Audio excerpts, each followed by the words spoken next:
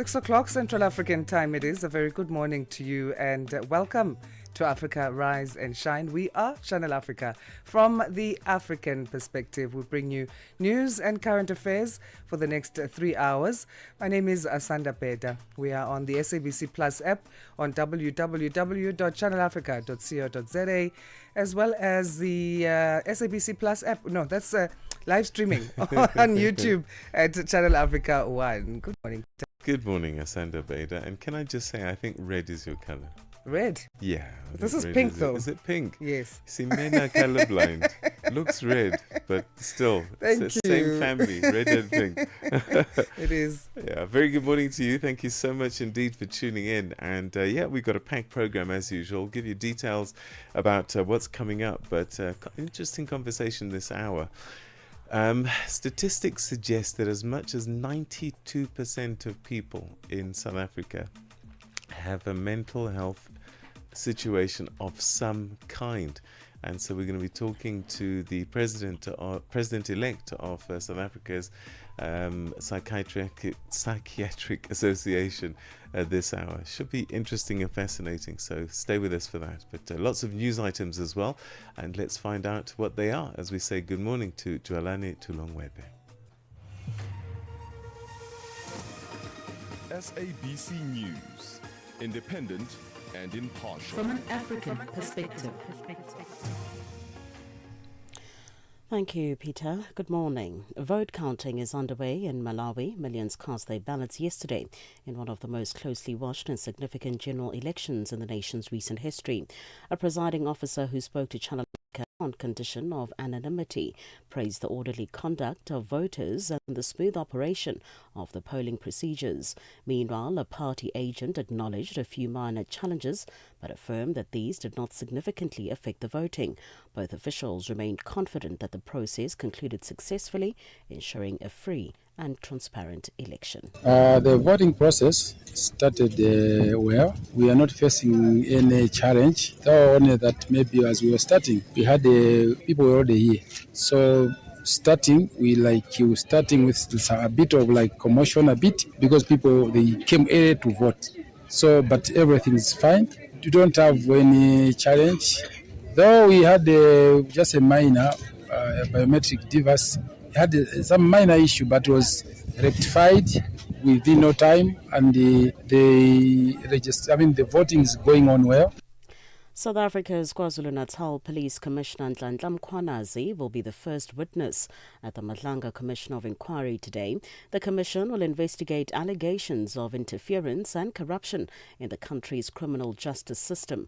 During a media conference in July, Mkhwanazi made allegations that politicians and some senior police officials had links with criminal syndicates. He named Police Minister Senzo Mchunu as allegedly having links with a crime syndicate. Mchunu has since been placed on special leave. Political analyst Professor Beyim Gomezulu. When he was acting police commissioner of police, he did a sterling job. In fact, in some instances, even talking truth to power and then not bowing to any intimidation as long as he was operating within the confines of the law. So the decision for him to convene a media briefing and to make the explosive salvos was informed by his track record as someone who's principled, as someone who's level-headed, as someone who acts ethically. Still in South Africa, the Democratic Alliance Party says it is willing to collaborate with any party to improve underperforming municipalities across the country. The statement follows the African National Congress President Cyril Ramaphosa's remarks to party councillors, where he outlined a service delivery action plan that was adopted during the National Executive Committee meeting over the weekend. Ramaphosa admitted that the best-run municipalities and towns in the country are those governed by the DA. DA spokesperson Willie Okamp. If we can make a contribution in any other municipality where the ANC governs to assist with service delivery in those municipalities, we will most certainly do so. We will gladly take hands with anybody to improve service delivery for everybody in South Africa. Police have physically removed the Gambia's Auditor General, Momodu Sise, from his office after he refused to give up the post in a government reshuffle carried out by President Adama Barrow. Sise, who has spent almost 3 years as Auditor General in the country, says he had turned down Barrow's recent offer to become Trade Minister. The row has angered many Gambians, with some accusing the President of trying to replace Sise with someone who will shield him from corruption allegations. The President has promoted the Director of Internal Audit, Cherno Amadou Sowe, to the post of Auditor General, but he has not reported to work following public backlash. A judge in Manhattan in the U.S. has dismissed terrorism-related murder charges brought by the state of New York against Luigi Maglione. He is accused of murdering the health insurance expert Brian Thompson last year outside a hotel. The BBC's Michelle Flurry has the story. A New York judge has dealt a setback to prosecutors in the high-profile case against Luigi Mangione, the Ivy League graduate accused of fatally shooting a top American healthcare executive, Brian Thompson. Judge Caro has dismissed 2 of the most serious state charges, including first-degree murder, ruling that there was insufficient evidence to label the killing an act of terrorism. But Mangione still faces second-degree murder charges, along with separate prosecutions in federal court and in Pennsylvania, where he was arrested. The federal case carries the possibility of the death penalty.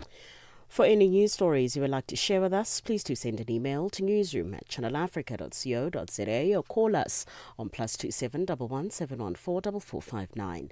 For Channel Africa News, I'm Jolani Tulo Wepe.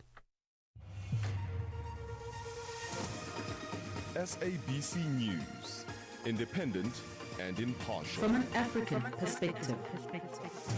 In our sports headline, Faith Kipyegon wins the unprecedented 4th Women's World 1,500 meters title. And the British Grand Prix has been handed a massive boost for 2026 Formula One event at Silverstone. I'll be back with these and other stories at the bottom of the hour. New day, new stories. Start your morning right with Rise and Shine on Channel Africa. Every morning after the 6 o'clock news, we bring you something that we call the Africa Roundup. And essentially what it is that we give you in a concise format a catch-up of all the stories and events, the important ones that played out across the continent and beyond in the last 24 hours. And that should set you up for the news day ahead, and we use our reporters and journalists as well as experts to put all of those stories into context for us. And we begin today's Africa Roundup with this story in Malawi, where citizens went to the polls on Tuesday in what's been anticipated to be a tight contest between the incumbent president Lazarus Chakwera and his predecessor Peter Mutharika. And this with rising living costs and food shortages and mounting fuel crisis dominating the country's key concerns. This voter said he hopes the person he voted for can make youth employment a priority. Another 15 candidates, including the country's first female president Joyce Beda, are contesting the presidency. But analysts expect a 2-horse race between Chakwera and Mutharika. The country of around 22 million people is also voting for members of parliament and local councillors. Malawi has faced economic stagnation since former pastor Chakwera was elected in 2020. Corruption scandals have contributed to discontent with both Chakwera's Malawi Congress Party and Mutharika's Democratic Progressive Party. In the fertile highlands of Eastern Democratic Republic of Congo, coffee farmers are watching their crops rot as renewed fighting in the region's decades-long conflict leaves fields unattended. So here are the racks used to dry coffee, but everything is empty, no coffee. This is the serious problem that the war has plunged us into. Fighting between the government and the Rwanda-backed M23 rebels escalated at the start of this year. Rebels seized major cities in North and South Kivu provinces, prime coffee-growing areas known for their high-quality Arabica beans. The latest hostilities have killed thousands and displaced hundreds of thousands more, including farmers. They have also blocked export routes, threatening to curtail what had been a remarkable recovery for the nation's coffee industry following years of decline. Coffee bean production in Congo topped over 110,000 U.S. tons a year in the late 1980s, according to UN data. But it fell sharply in the 1990s as DRC forces and other armed groups fought in devastating wars. The South African Constitutional Court is hearing whether the energy company Shell should be barred from benefiting from an unconstitutional exploration right. Now, the case, which began in 2021, challenges the company's seismic surveys of the southern coastline and comes after the Supreme Court of Appeal, which allowed Shell to renew its offshore exploration rights. Nosipo Khadebe reports. Environmental activists say they want their voices heard as the country's top court considers the future of oil exploration along South Africa's wild coast. They marched outside the Constitutional Court in Johannesburg, protesting over Shell's plan to drill for oil and gas in the area. Activists of Amadiba Crisis Committee. Now, if our government and also Shell, they must listen to the people on the ground, because here we're dependent from the ocean. Once you do oil and gas, that means there will be no livelihood for us. Why we need to compromise our livelihood for short term? Whereas we do have alternative, which is agriculture, which is tourism, that it can sustain our communities for longer time than the oil and gas. Morocco's earthquake survivors are calling for more aid as World Cup spending rises.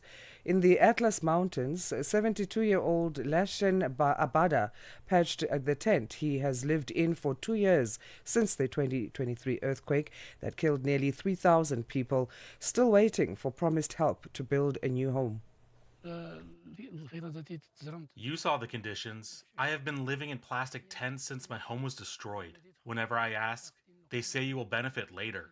I have not received any aid so far. As you see, we live here in plastic.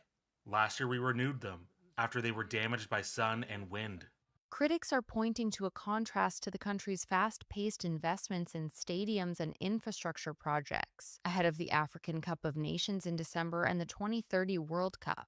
Last week, on the second anniversary of the quake, dozens of survivors staged a protest in front of Morocco's parliament in Rabat, calling on the government to take reconstruction aid as seriously as World Cup projects.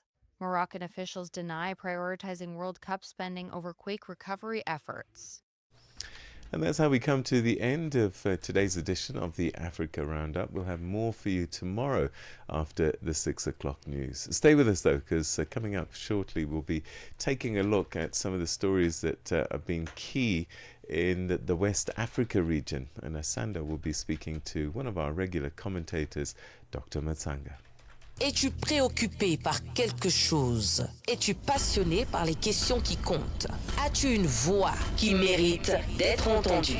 Eh bien, nous avons la plateforme parfaite pour toi. Téléphone-nous ou fais-nous un WhatsApp au +27 66 408 87 42 et nous te rappellerons. Sois dans la conversation. Salut Channel Africa, ici Beno le diamant rouge et Bina l'Esport depuis le Cameroun, le pays des lions. Voilà. Sois dans la conversation.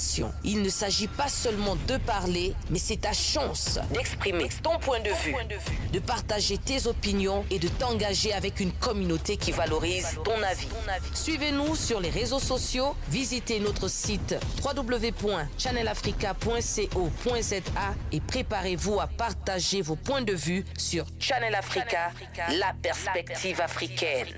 Zilipendwa na Abedi Jean de la Croix. Wewe ni mjasiriamali unajihusisha na biashara ya kuuza dawa. Jaribu kutuambia kwanza, kwa nini ulianzisha biashara hiyo? Tutasema kwamba maisha ya kila siku ni kwamba mtu anapaswa kuwa na maisha ya kuweza kujitegemea. Usitegemee kuajiriwa, lakini utegemee kujiajiri na baadaye utaweza ukaajiri wengine. Na hiyo ilinipa msukumo mkubwa kwa kuweza kujiajiri na kampuni hii kwa ajili ya kuweza kuwasaidia wale ambao wanahangaika zaidi. Unauza aina gani ya dawa? Unasema ni dawa, lakini kwetu sisi tunaita kama vile ni pipi, ambayo ni virutubisho ambavyo vinakwenda kusaidia kwa wale ambao wanatatizwa na aina tofauti ya magonjwa. Virutubisho hivyo sasa vinatibu magonjwa gani? Virutubisho hivi vinatunza magonjwa kama vile ya kisukari, shinikizo la damu.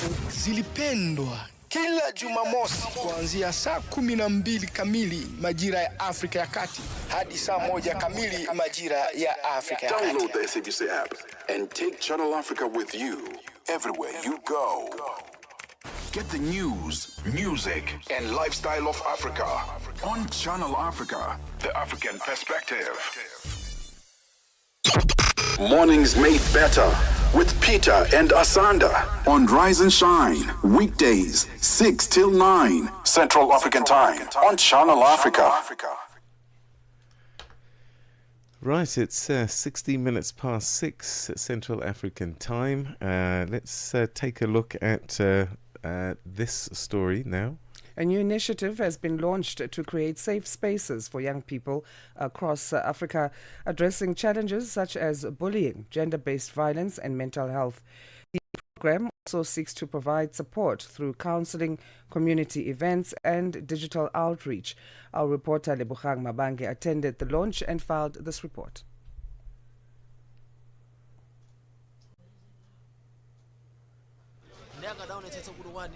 This voter said he hopes the person he voted for can make youth employment a priority.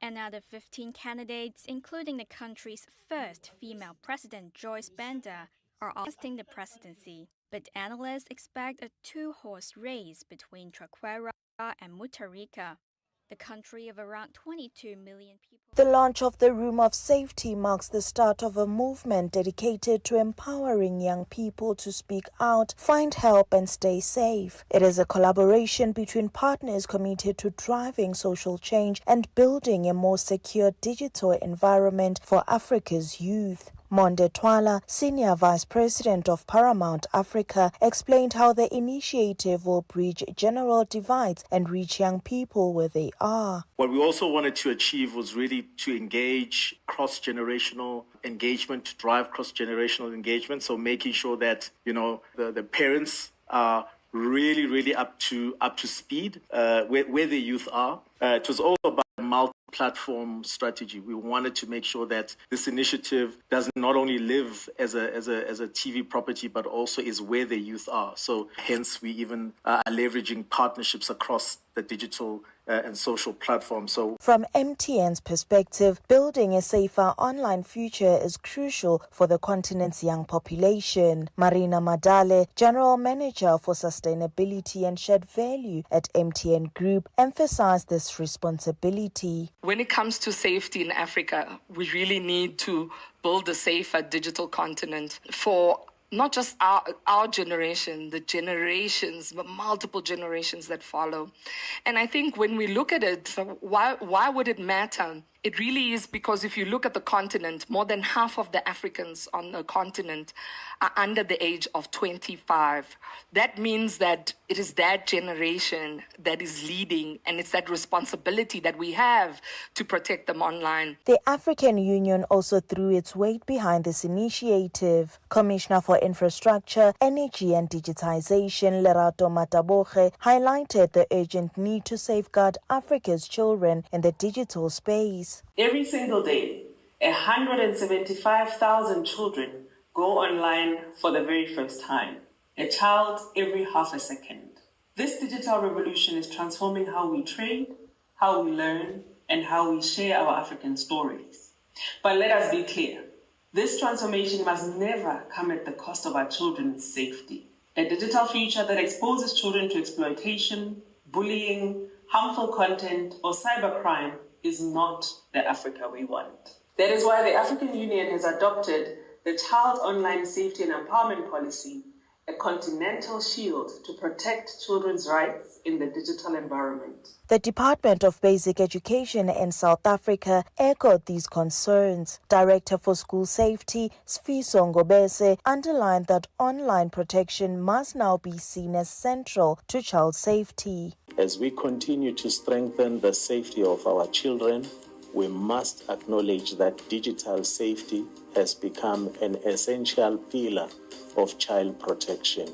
The internet has transformed how young people learn, connect, and express themselves. But with this transformation comes risk. Today's learners are exposed to cyberbullying, sextortion, sexual abuse, material, and increasingly AI companions and bots that can manipulate or exploit vulnerable users. Online safety is no longer optional. It is a necessity. The Room of Safety initiative sends a clear message that protecting Africa's youth online and offline is not just impotent, it is urgent. Reporting for Channel Africa, I am Lebogang Mabange in Johannesburg, South Africa. 21 minutes past 6 Central African time. Let's now take a look at some of the stories making headlines from the West African region of our continent as we speak to political scientist and conflict resolution analyst Dr. David Matsanga. Dr. Matsanga, always great talking to you. How are you on this Wednesday? I am fantastic. I am away in Paris, in France, on, again, a mission to make sure that Africa is better, to take charge in their courts so that I can bring some of these things to the attention of international community. And as you are aware, I've already taken Nigeria to the court, African Court of Human Rights in Banjul. And I am there. I've stood firm. It doesn't need anybody from Nigeria to take them to court. They have destroyed their country. They have destroyed that country. We can take them to court. But I'm in Paris, in France, going to start fast. Yeah, and for another matter. We've got about 2 stories actually to cover in Nigeria besides what you're talking about now. But let's start with the U.S. judge questioning the deportation of West African migrants to Ghana. This is all part of President Donald Trump's immigration laws and scheme. What is the issue here? First of all, the entire situation, and I will be in London, crossover to London tomorrow, hopefully, I will find some of the handlers or the people around President Trump. That I have good friends around there. I'm going to tell them this thing of dumping criminals back to African countries is something that I have asked the International Court of Justice to interpret. Is it worth it for you to forcefully return some people who have run away from persecution and force them to go back to places that they don't want? It is against international law.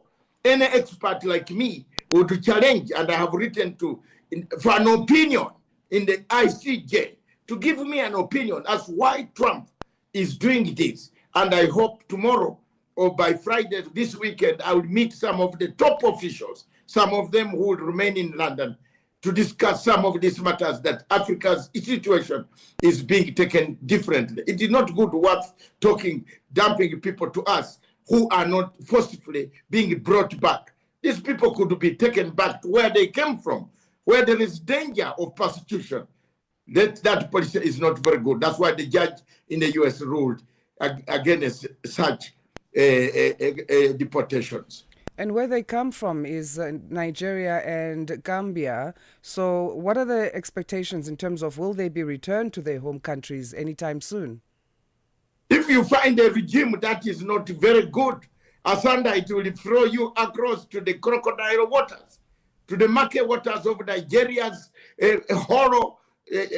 terrorist horror state. It is not a state. There is no state. There is no governance. There is nowhere in Nigeria where Nigeria has accepted the rule of law. They have signed the agreements, but they have never in their lives accepted the rule of law.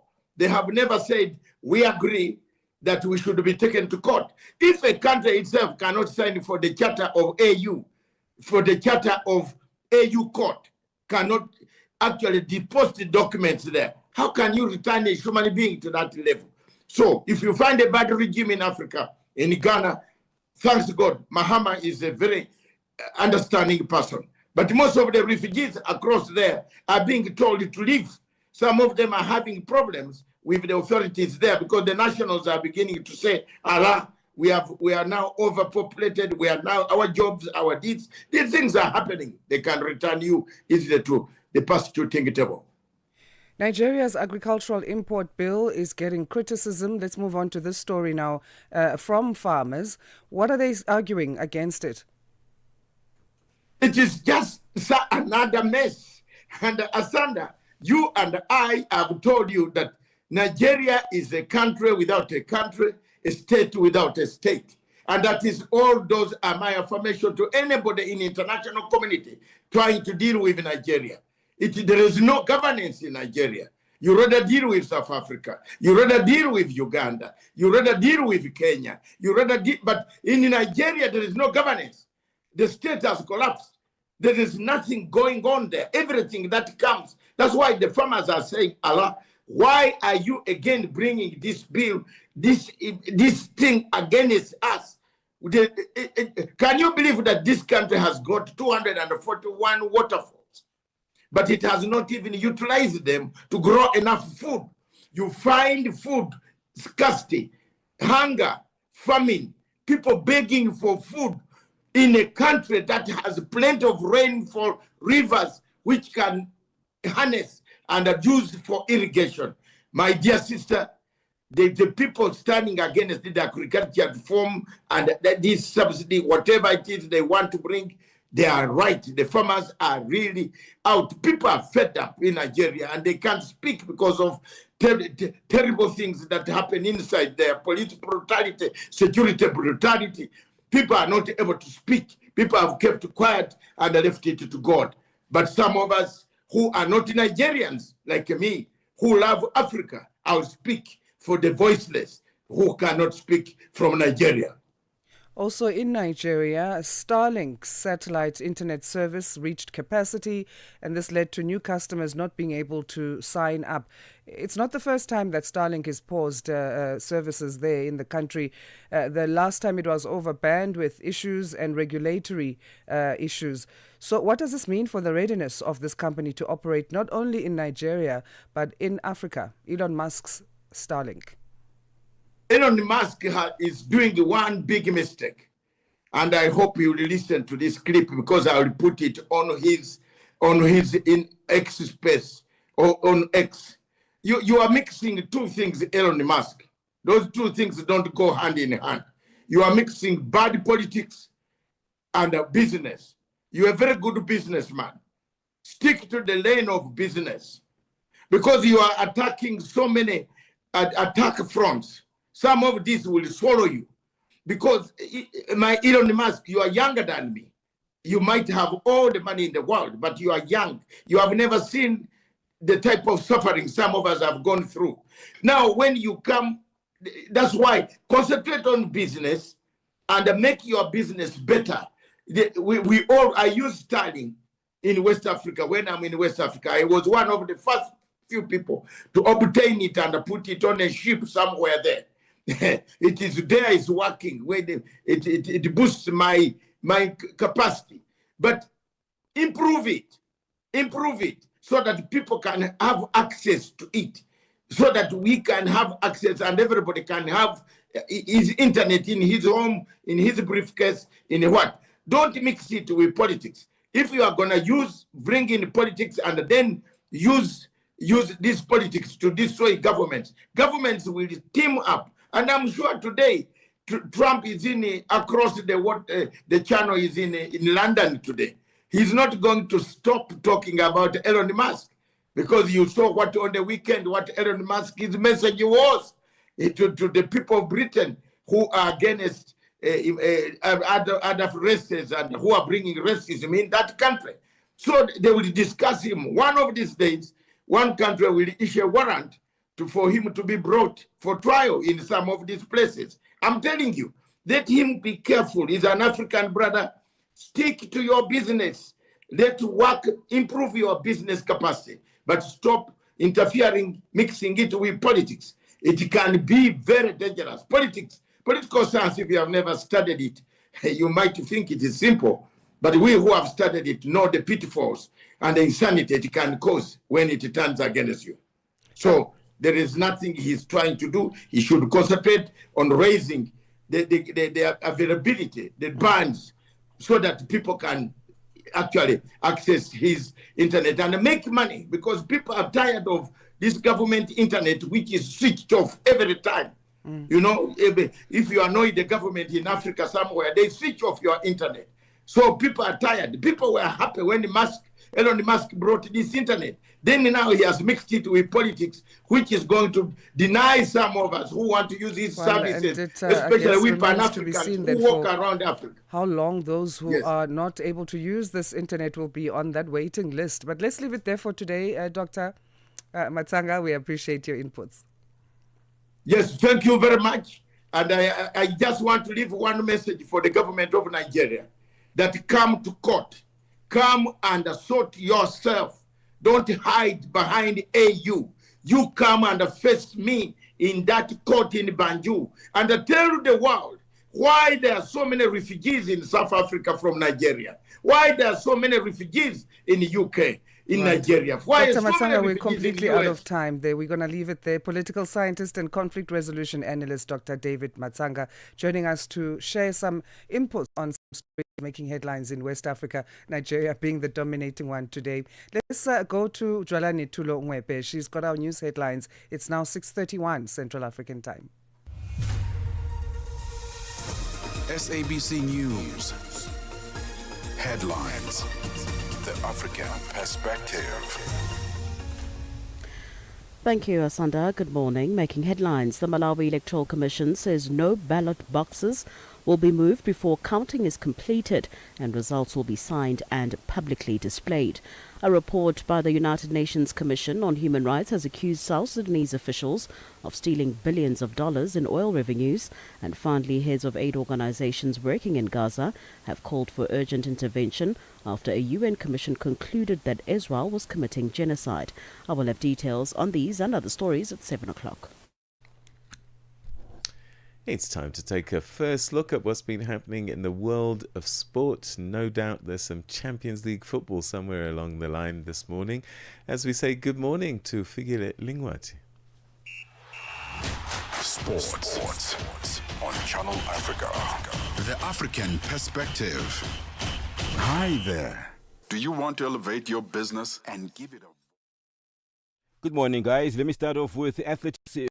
Kipyegon stormed to a historic fourth world 1,500-meter title as the Kenyan great extended his streak of dominance with a fifth consecutive global gold in the event. The 31-year-old matched retired men's world record holder Hisham El Garouji as the only other athlete in history to amass 4 1,500-meter titles at the championships. After securing her third consecutive Olympic triumph last year, this was the third straight world gold for Kipyegon, who controlled the final from the start before bursting clear of her rivals on the final lap.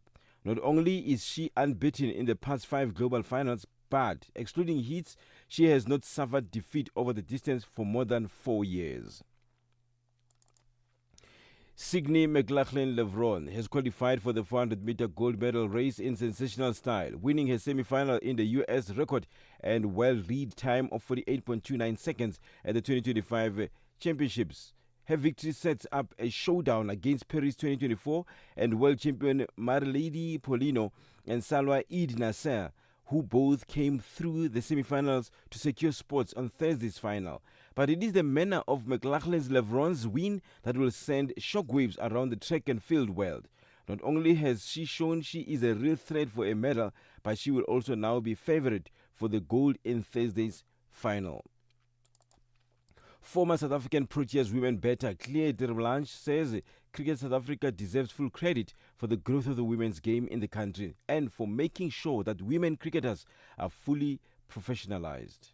Yeah, and I think when that came to fruition, that was actually, even though not being a part of it, it was actually such a proud moment to see the progression of the women's game. And then when we speak even into a domestic sense where Hollywood Bets, they are, title sponsor of the domestic league. So seeing that happen. So there are key moments in the most current history that has happened that just proves how much CSA is investing into women's cricket and this team as well.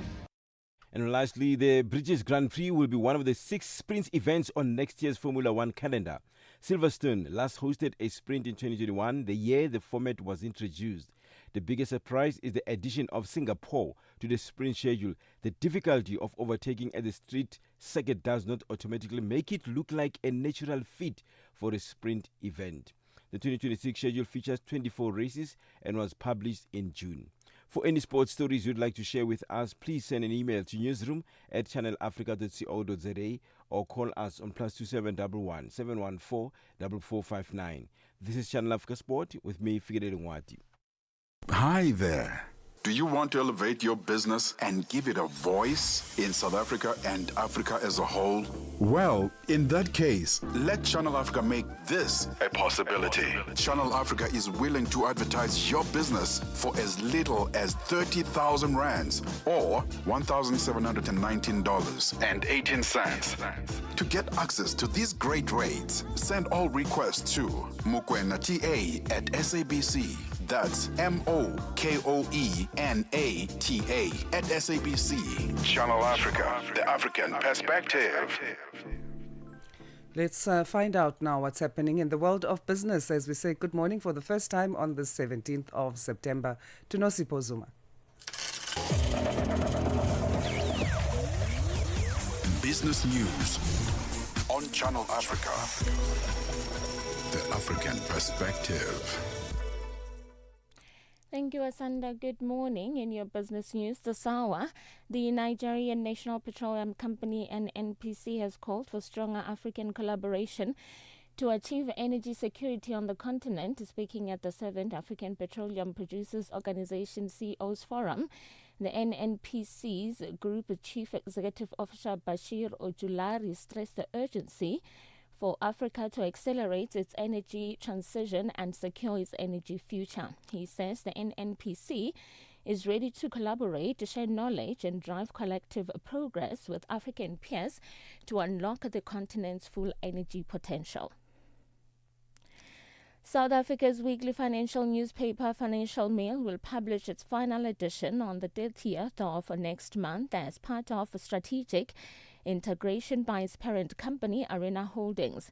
The company says while this may be the last publication as a standalone product, news readers will still receive Financial Mail content from its Business Day print and digital platforms. The company says no jobs will be affected by this change. Nwabi Samagunga, head of news at Arena Holdings. While the last print edition of the Financial Mail as a standalone product will be on October 30th, 2025, we will retain the Financial Mail brand, content, as well as its editorial expertise, and deliver our journalism far more frequently in line with the consumption patterns of our customers. It is for this reason that no jobs will be affected in this process. Environmental activist groups in South Africa say they do not see how the planned seismic surveys along the wild coast in the country's Eastern Cape province will be of benefit to them. They say instead their lives may be jeopardized. The groups held a demonstration in Gqeberha in support of the court case in the Constitutional Court of South Africa against Shell and the Department of Mineral Resources Energy over approval of seismic survey of the wild coast. Neville Van Roy, a community outreach coordinator, says that formal consultation were not held and that the impact on marine life, ecosystem and climate was not taken into account. These communities build their local economies from this beautiful oceans that we have, and then we're also passing that generation on from one generation to the next. So our youth are these ones that are taking on the baton from our elders to do the fishing. But not just the fishing, there's also our indigenous practices that is coming out of the ocean as well. A group of elderly South African women who formed a cooperative, Siatiphilisa Ground Nut Project in 2021, have launched a peanut butter brand. The women, mostly pensioners, say they are restoring their dignity, empowering their families and creating sustainable living through the project. The group of 122 elderly women from various villages outside Wat River is cultivating ground nuts and yugo beans within a young gum tree plantation. Plantation company MTO Group has given the women over 50 hectares of land to plant their crops. They are now churning peanut butter. The oldest of the women is 94-year-old Gogo Ivy Khoza. I am this fit because the farming keep my body moving. I am not scared of working and using heavy equipment to planting. This is helping me to feed myself and my grandchildren. We started the group as women to ask for land to plant, and we met the company and they gave us land to plant. We didn't think we could be so successful with the project and make peanut butter. This peanut butter is going to assist to buy seeds, take our children to school and even universities. Because we are breadwinners, as our children are not working, we're taking care of our children and grandchildren. Your financial indicators: $1 in Nigeria is trading at 1,000 naira 501. In Botswana, it's 13.19. Kenya, the dollar is trading at 128 shilling 33. And in Zambia, it's 23 kwacha 87. The BRICS countries: $1 in Brazil is trading at 5.35. Russia is 83 rubles 89. India is 88 rupees 27. China at 7 yuan and 12. And in South Africa, $1 is trading at 17 rand 35. $1 is trading at 73 pence to the British pound and 85 to the euro. Looking at commodities, gold is trading at $3,681 and platinum at $1,391 per ounce. The price of Brent crude oil is at $68.37 a barrel. Now, for any business news stories you would like to share with us, please send an email to newsroom@channelafrica.co.za or call us on +27 11 714 4459. For Channel Africa Business, I'm Nosi Polsoma.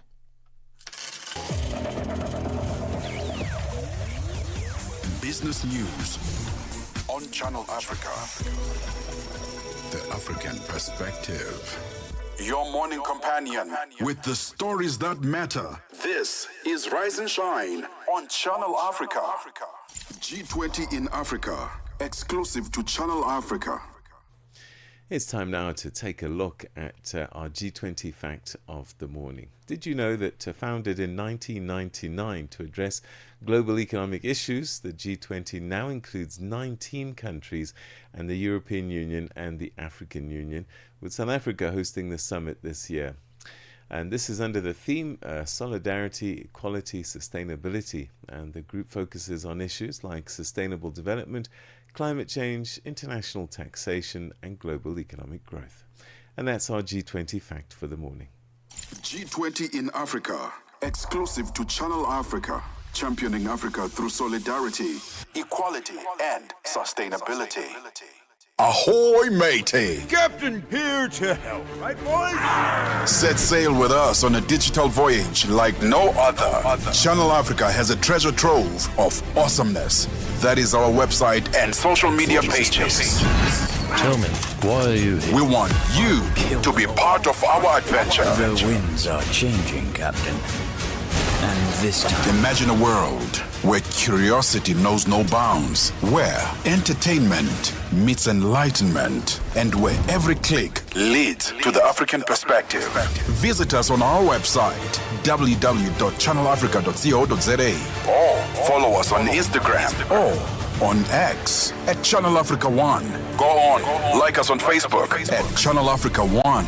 So, spread the word. Tell a friend that Channel Africa's online variety is what they need on the web. Channel Africa, the African perspective.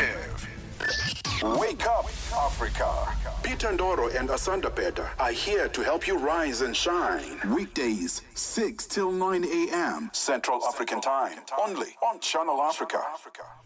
Today, we are witnessing how the promise of never again is broken, said Navi Pillay, chair of the UN International Commission of Inquiry on the occupied Palestinian territory, including East Jerusalem and Israel.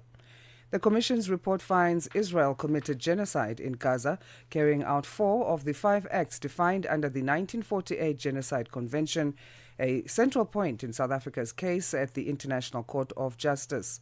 Sherwin Price Peace reports the Commission also found Israel ignored the ICJ's Provisional Measures Order from January 2024.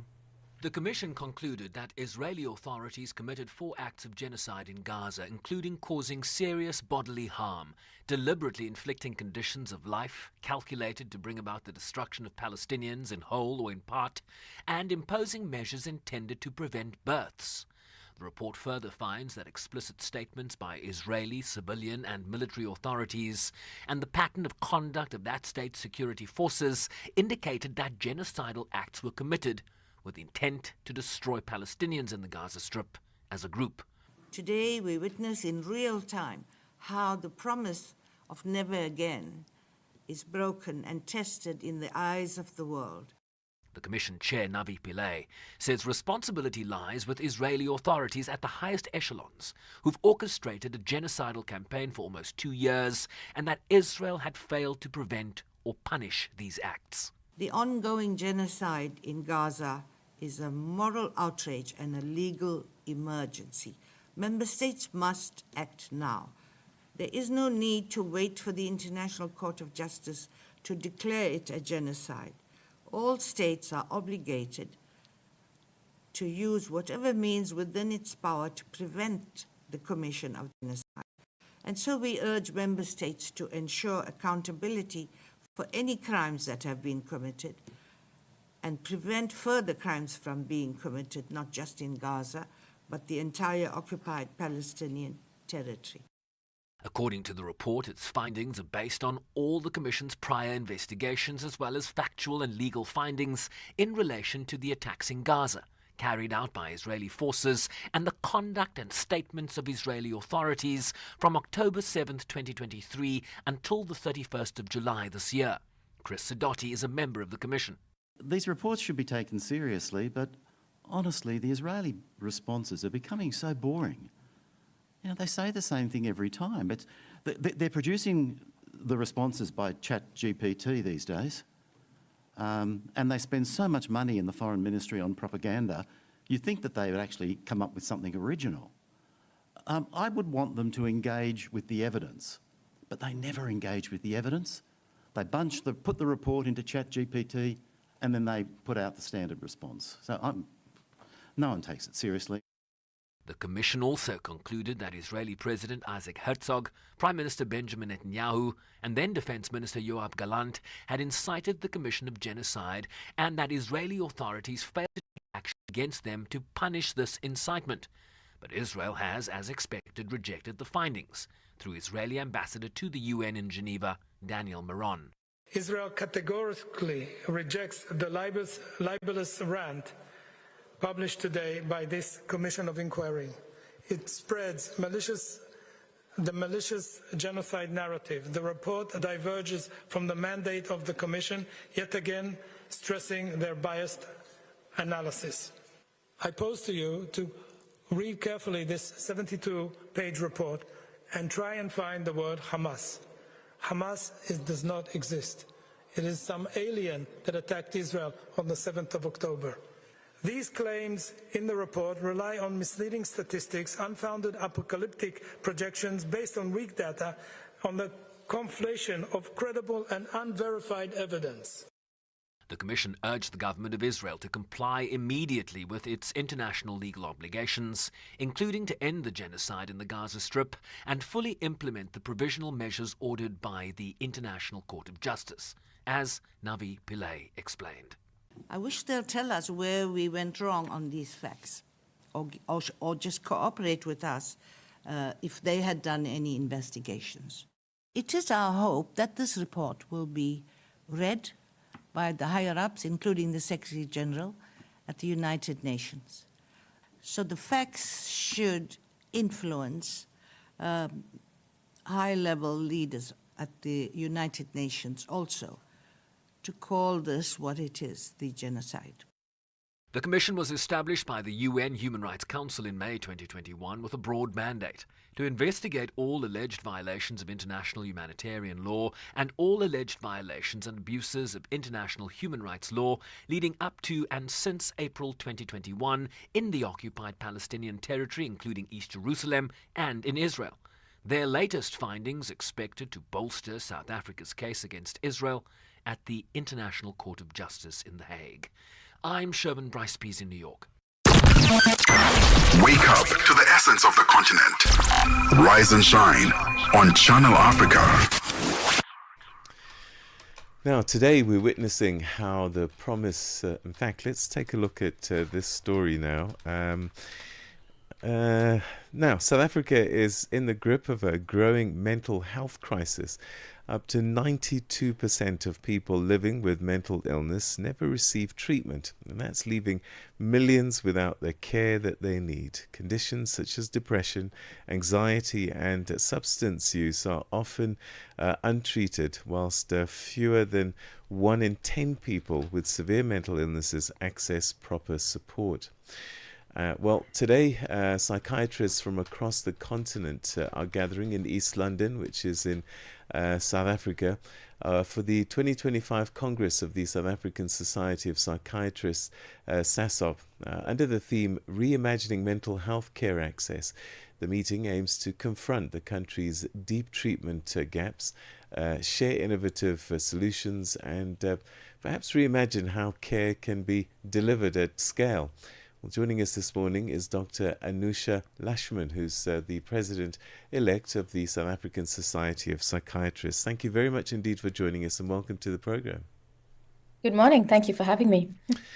Dr. Lashman, South Africa is facing what some have called a silent epidemic in terms of mental health care. What does it mean that up to 92% of people that need the help are just not getting access to treatment? Thanks. It means that we have a crisis, and it's multiple reasons for that. One of the main reasons is that we don't recognize mental illness early enough. And when we do recognize it, we don't have opportunities to offer intervention and services. And the two big reasons that this is a problem on the continent, not just in South Africa, is that people aren't trained to be able to recognize it early. They aren't screened effectively.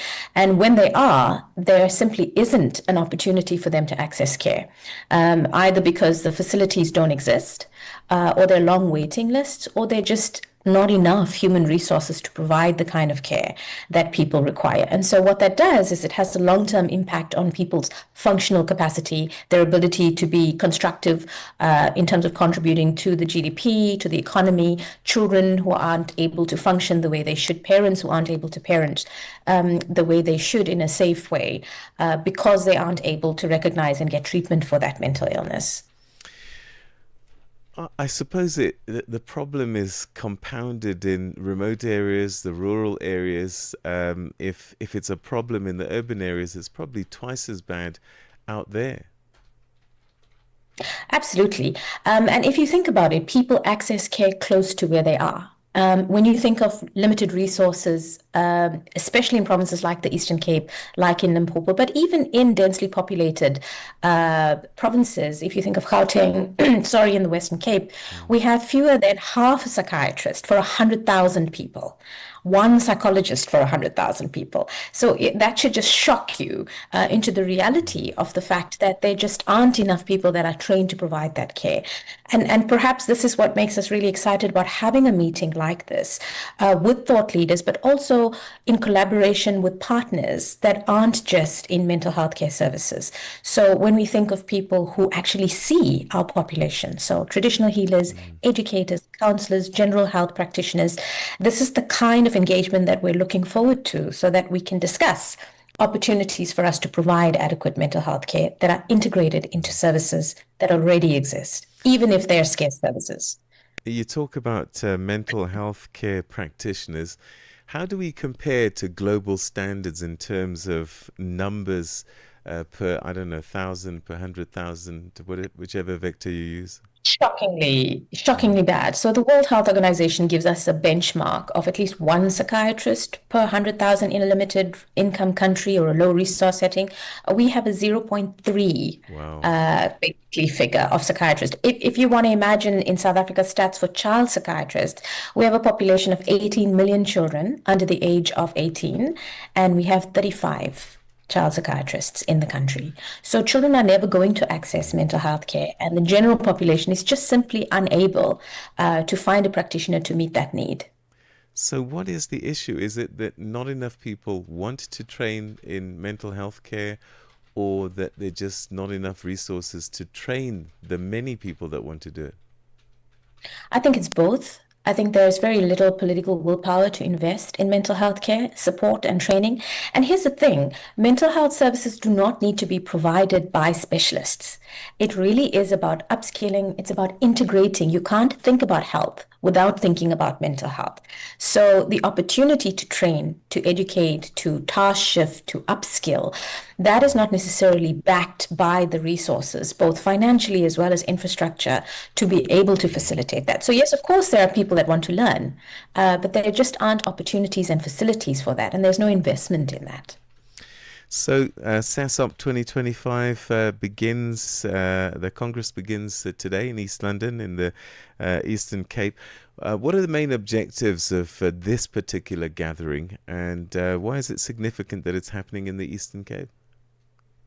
I think that we want to recognize the fact that South Africa is more than just big cities that are well resourced. And the Eastern Cape is a really good example of that, where in a rural setting, people often have to travel almost 200, 300 kilometers to see a mental health care practitioner in a peri-urban area. So it's not ideal.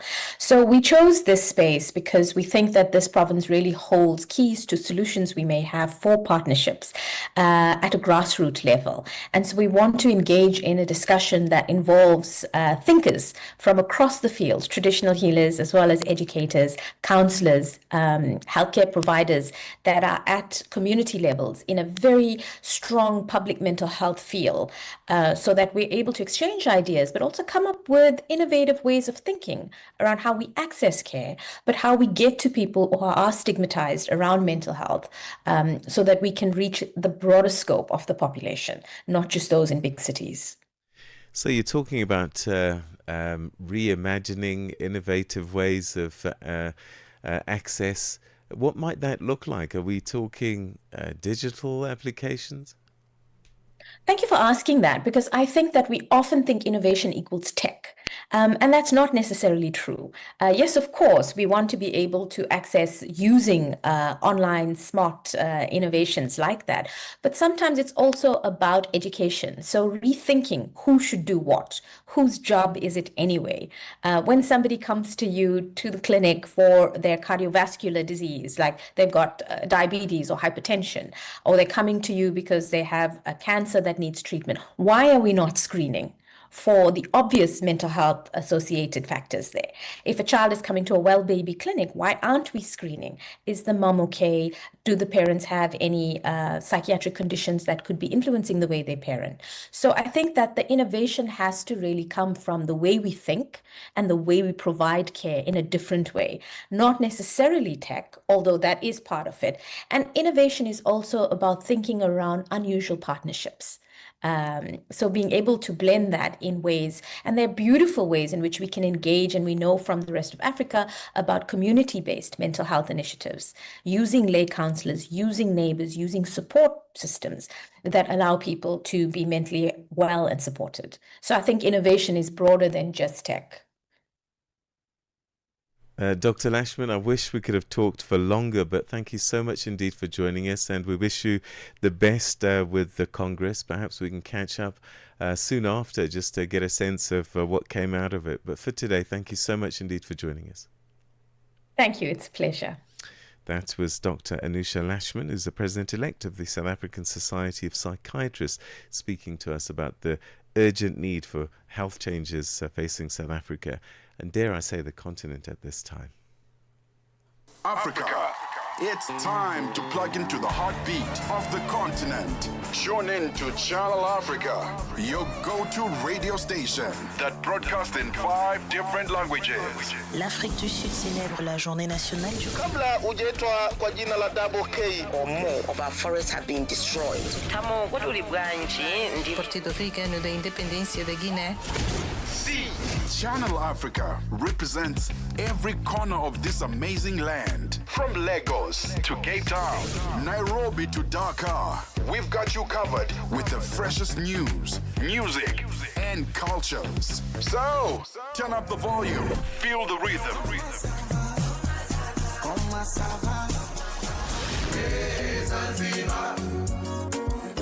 Enjoy the conversation.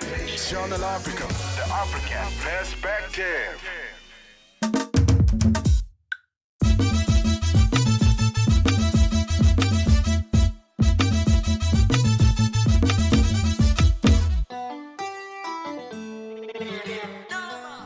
Seven o'clock Central African time. A very good morning to you. Thank you so much. And this is Rise and Shine on Channel Africa, where we bring you the African perspective.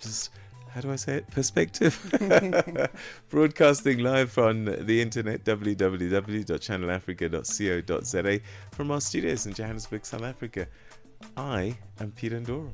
And my name is Asanda. Beda. Very good morning to you. In this hour, we look at South Africa today beginning its hearings in the Madlanga Commission.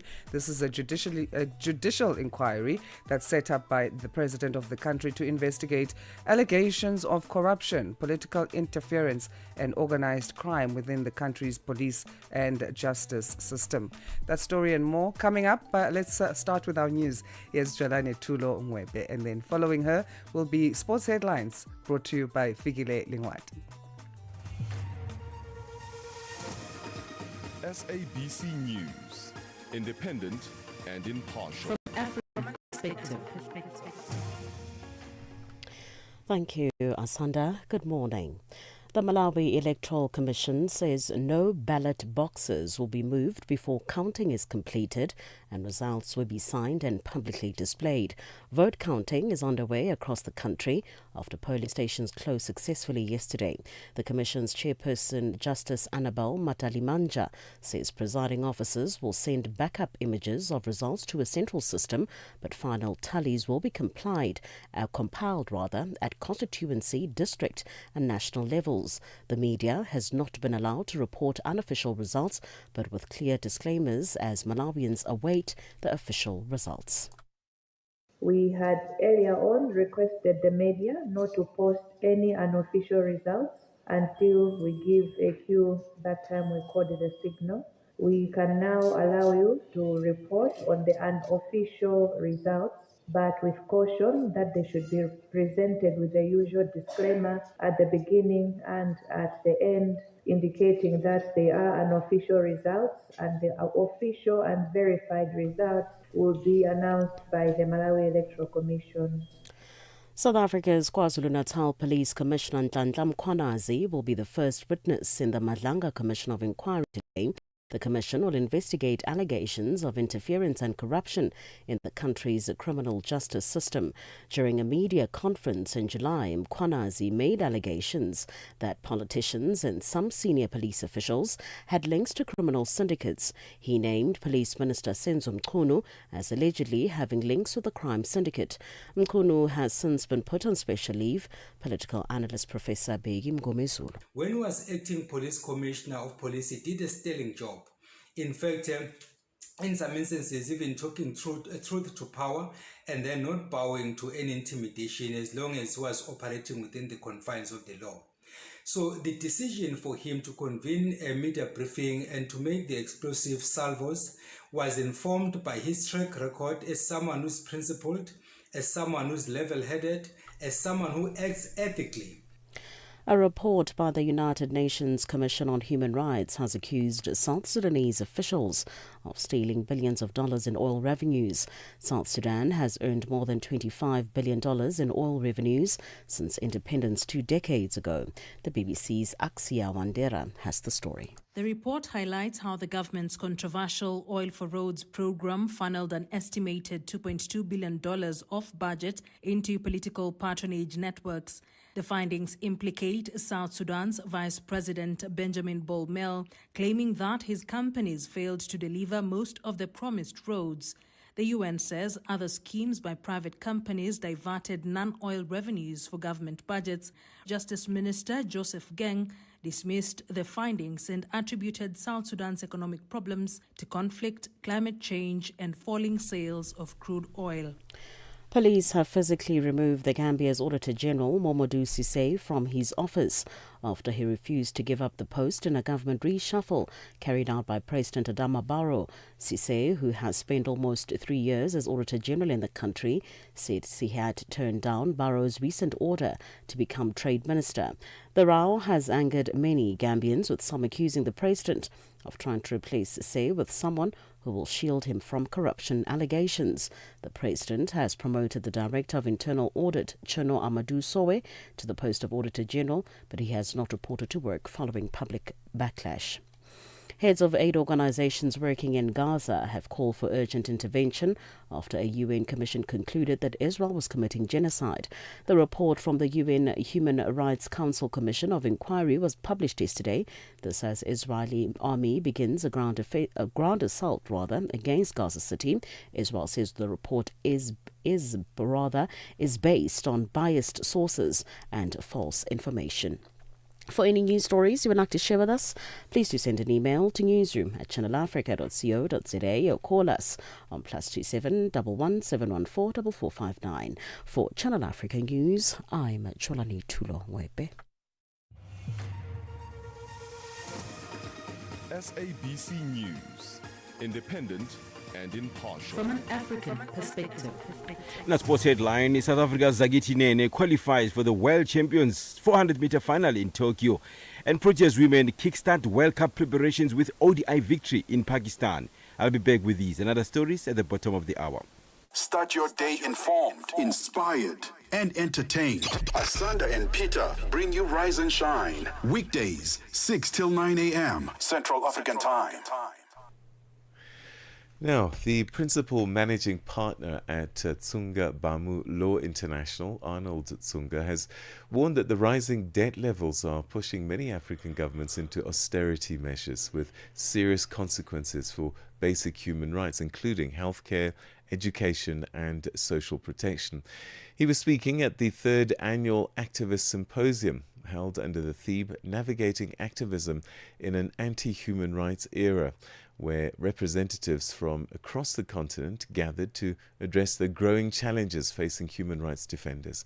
Channel Africa's economics reporter Innocent Samosa was there and filed this report.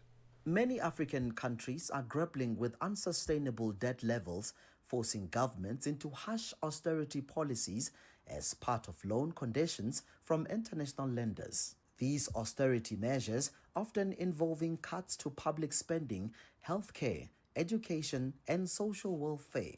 Principal managing partner at Tsunga Bamu Law International, Arnold Tsunga, says it has a direct human rights implication. Yes, I think you're right that the austerity measures at a global level in terms of support for human rights work has really gone down, and it was aggravated by President Trump's decision to disband USAID. But what we were saying and the proposition we are making at this conference is that it is time that African civil society actors, human rights activists, pro-democracy activists stop outsourcing their struggles to donors.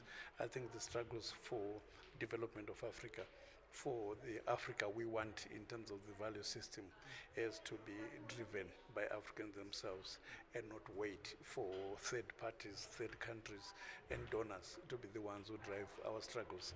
It is actually one of the reasons why we find ourselves without effective South to South, Africa to Africa solidarity that helps us to push our causes forward. So this conference is very timely for us because it's coming at a time when the multilateral system itself has been severely fragmented and weak to the point that it is unable to resolve any serious human rights violations, any conflict. Tarisai Mungunyani, head of mining program, Center for Environmental Rights, shares some practical alternatives that African nations can pursue to balance debt repayment obligations with protecting citizens' rights and ensuring sustainable development. I think actually what needs to start is if we're going to have development in our countries, if we're going to have mining companies, even from the global north, come and invest in our countries, that, the bedrock of the law is the polluter pays. So as you make profit, as you look into beneficiation for communities, that there is a reciprocal duty to ensure that there is protection of the environment, that there is consideration of climate and climate concerns, and that they do have financial mechanisms that they've put in place to do that. I think if there's a balance in regards to what investments come in, what is the dual obligations of these companies that are coming in to invest, and how the governments and our states manage those relationships. Meanwhile, Situtugile Mkize from Center for Applied Legal Studies adds that striking this balance will require stronger political will, fairer debt negotiations, and greater accountability from both African governments and international lenders. So the importance of activism and just human rights defenders is to bring awareness and put a spotlight on issues that are affecting their communities, but also issues that are in the public interest that affect the countries and that affect the continent at large. And one of those biggest challenges at the moment has been what you just mentioned now: austerity measures, funding cuts that we've been experiencing since the beginning of this year. That affects the way people are able to voice out and bring that awareness on issues that are in the public interest. So it's really important. This gathering is really important because we are wanting to highlight and put a spotlight on all of those issues. For Channel Africa News, I'm Innocent Samosa in Johannesburg. Você é fluente em português? É apaixonado por rádio e quer trabalhar na África do Sul? Você tem documentos que o qualificam para trabalhar na África do Sul? Nesse caso, podemos ter uma oportunidade para você trabalhar no Canal África. Envie seu currículo e demonstração para Canal África at newsroom@channelafrica.co.za. Lembre-se, se você não receber alguma resposta nossa em 14 dias, isso significa que você não foi selecionado. Canal África, a perspectiva africana. Bringing you the energy, news, and good vibes to kickstart your day. This is Rise and Shine on Channel Africa.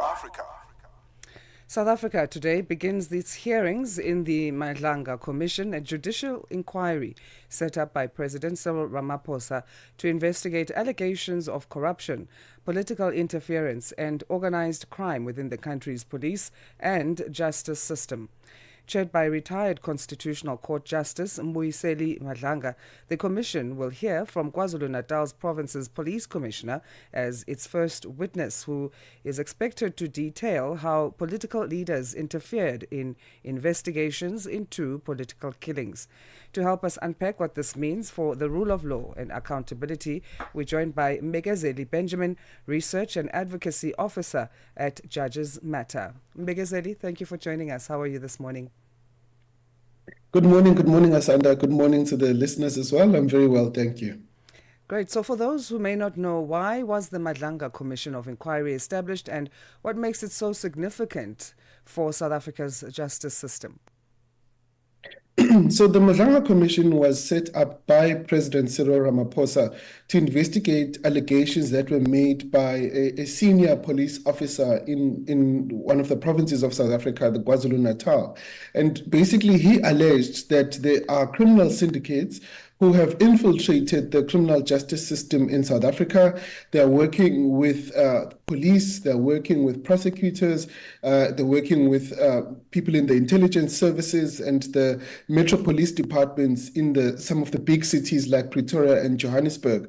And so the allegation is that these infiltrations have led to some of the investigations against crime and political killings in particular, for them not to progress, and for powerful of members of these criminal syndicates to not be prosecuted according to the law. And so the Commission of Inquiry is investigating these allegations that were made by the police officer, which is General Mkhwanazi, and it is also meant to look at a systemic overview of the criminal justice system and whether, in fact, such criminal infiltration happened and how can it be prevented in future.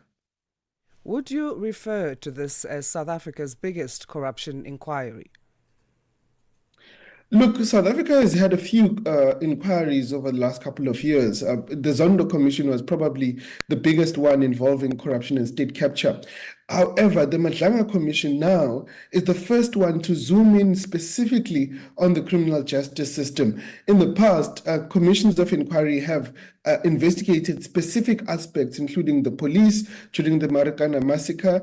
There were certain investigations into the intelligence services quite early on, but this one is really the biggest one to look at the criminal justice system as a system, and particularly the infiltration of criminal elements. And that is significant because, as you know, South Africa is a global trading hub and also shares borders with several other African countries. And trade amongst all of these countries usually goes through some of these criminal syndicates. And so one does need to give a sense of to what extent there is this criminal infiltration and how can it be confronted in future, because ultimately it does affect other countries in the region in Southern Africa, but further afield, including to West and Eastern Africa.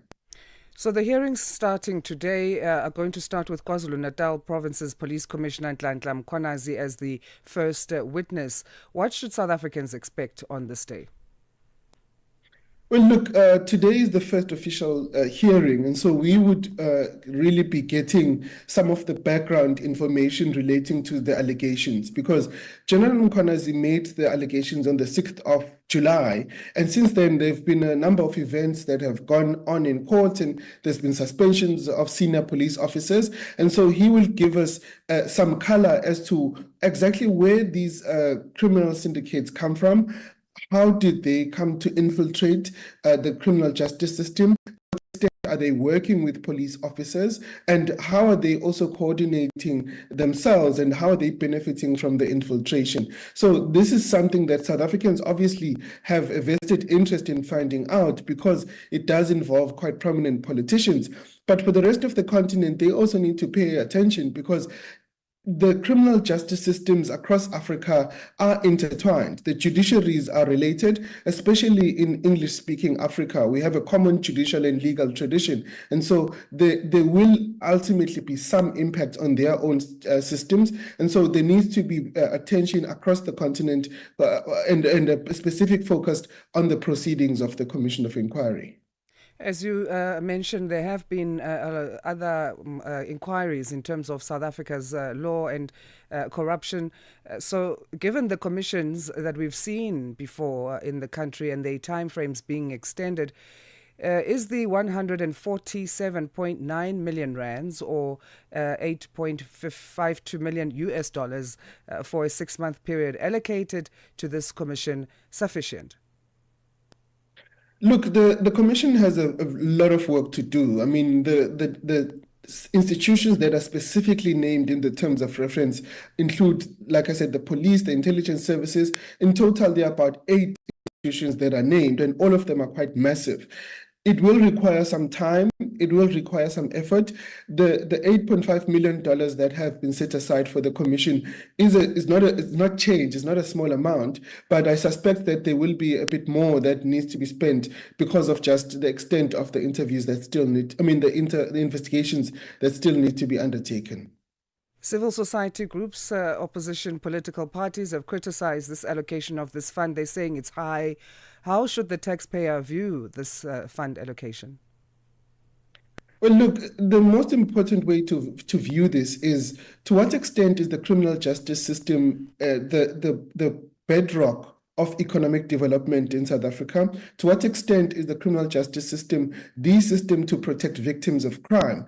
And when you look at it from that perspective, what is the correct amount to put in protecting the criminal justice system? And I would argue that there is no expense that you would spend in order to ensure that your country lives under the rule of law and is stable and is able to grow. And so I think that it is a significant amount that is spent, but it is money that is going in a right direction. We do need to get to the bottom of what is happening in the criminal justice system, and particularly to prevent any corruption and criminal infiltration, because ultimately it does affect the economy, it does affect the regional economy and trade links amongst the different African countries that are connected to South Africa. The commission is chaired by retired Constitutional Court Justice Mbuyiseni Madlanga, as we mentioned in our introduction. What do we know of his judicial career and the kind of leadership and the style that we can expect from him in this leadership to bring to these hearings? So Justice Madlanga is one of the, I think, one of the smartest judges that we have in South Africa. He has a very long career in the judiciary. He was appointed as a judge when he was only 34 years old, which is highly unusual around the world, but particularly in South Africa. And since then, he has sort of quickly gone up the ranks in the judiciary. Within 5 years of him being appointed, he was already occupying quite senior roles in the judiciary. At some point in the early 2000s, he resigned as a judge and went back to private practice as a senior advocate. And even there, he distinguished himself in the kind of work that he did, the complexity of the cases that he handled. And he had actually previously been involved in similar inquiries, including one that looked at the revenue collection system, and he was able to recover 2 billion rand that would have gone overseas. And he also worked on as the evidence leader of the Marikana Commission, which was investigating the massacre that happened with mine workers in 2012. So when you look at his career trajectory, he does seem to be a good fit in doing the work of this commission of inquiry. However, because of the complexities of it, I think he will be put under enormous pressure to get the investigation done at a reasonable time and also under budget. I think because that's the biggest concern among South Africans, that the time and the budget and the results of the inquiry. Mbegezeli, we thank you so much again for your analysis. Thank you very much. Mbegezeli Benjamin is Research and Advocacy Officer at Judges Matter, sharing his insights on the start of the Madlanga Commission. Nkhanza zokhudza amuna ndi azimayi kapena kuti gender-based violence GBV zikuwononga mioyo komanso kuphwasula midzi. Zikuchitika m'manyumba, m'masukulu, malo ogwirira ntchito ndipo kwambiri mwakachetechete. Koma sizikuyenera kupitirira. Mukazimva yankhulani. Ngati mwakhuzidwa, funani chithandizo. Chifukwa kusachita chilichonse sikuthandiza. Mverani kuma wireless onse 14 a SABC kuchokera lachitatu pa 23 mwezi uno wa Julai kuti mumve zokambirana, malangizo, masewero, zionesero za maphunziro ndi mafunso okhuza nkhanza za amuna ndi azimayi ndi akatswiri, anthu opulumuka ku nkhanzazi, kukhazikitsa lamulo komanso dziko lonse lokhuzidwa ndi nkhanzazi. Zonsezi pa wireless yomwe mumayikonda ya SABC. Imbirani pa nambala 0800 428 428 kuti munene za nkhanzazi kapena kupeza chithandizo. Nkhanza zokhuza amuna ndi azimayi zimatha ndi inu. Uthenga ukufikani kuchokera ku SABC. Heritage Month is a time to remember where we come from and celebrate where we are going. Channel Africa.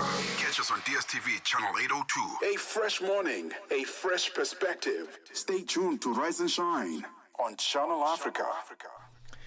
Chad's parliament has approved sweeping constitutional changes that could have major implications for its political future. With 171 votes in favour and only one abstention, members passed amendments that extend presidential terms from 5 to 7 years, abolish limits on how many times a president may run, and grant more power to the ruling party. They introduce a deputy prime minister, lengthen parliament's term, and lift immunity for government officials in cases of financial or economic crime. Now, the bill now heads to the Senate before final adoption. To help us unpack what all of this means for Chad, we're now joined by Associate Professor Thomas Mandrup of Stellenbosch University, as well as the Royal Danish Defence College. Prof, always good to talk to you. Thanks so much for joining us. Good morning, Peter, and thank you for having me, and good morning to the listeners. So how significant are these constitutional amendments in terms of reshaping Chad's political landscape? This scrapping of limits is a theme that we see quite often across the continent. It is quite significant, and again, it's also indication that the Idris family, Mahatma, which is the current of the son and now the current president and all that, it strengthened his role and control of the state and control of Chad. It's again sliding away from any kind of democratic order. We all know they started with the coup when his father died. And now we had the fraud elections last year, and now we see the parliament being a rubber stamp, basically for the extension of his reign, and he can now sit there for as long as he wants, because he has removed the time limits on terms as well. So it's quite problematic. So, with the National Assembly vote, 171 for, 1 abstention, what does that tell us about the state of opposition and checks and balances that may exist or not exist in Chad today? Basically, that it doesn't exist, and again, that the whole, introduction of a vice president as well is also highly problematic. It's typically something we see in other African countries as well, where you can balance, for instance, ethnic divisions by giving ethnic groups certain kind of influence by introducing this kind of deputy role, and which of course means that again the governing party can control the political space. And Parliament is basically, as I said before, a rubber stamp, and they have just accepted this. So it is really just an illustration of how bad the political environment in Chad is at the moment. Do you think that they're perhaps not reading the room with this family dynasty type scenario playing out? I mean, if we look at Gabon and what's happened there, could this be a precursor perhaps to some instability? The more they try to hold on and cement, that actually they're fueling a fire. It could be, and again, we always do the bets. Who's the next coup in Central and or Sahel or West Africa? Chad could be one, of course. We've seen several attempts over the last 10, 15 years. Mahatma himself was also a coup when he took over from his dad, suspended the constitution, all that. It is a quite dangerous game they're playing. But again, the Chadian political system has been like that for years. And again, as I mentioned, we've had rebel groups moving in against the Idris family. On several occasions, we've had France bailing out the previously, so we've had the whole Sagaba issue on the issue with the former President Bashir in Sudan, the whole skirmish between the two, all that. So you go back the last 15, 20 years, you've seen this on and off.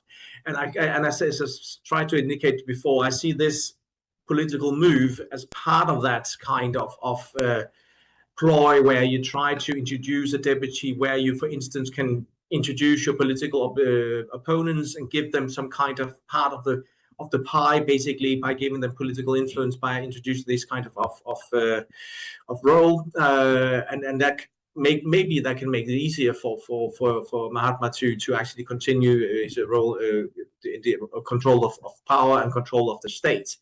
But again, it's a dangerous game, and Chad is notoriously unstable.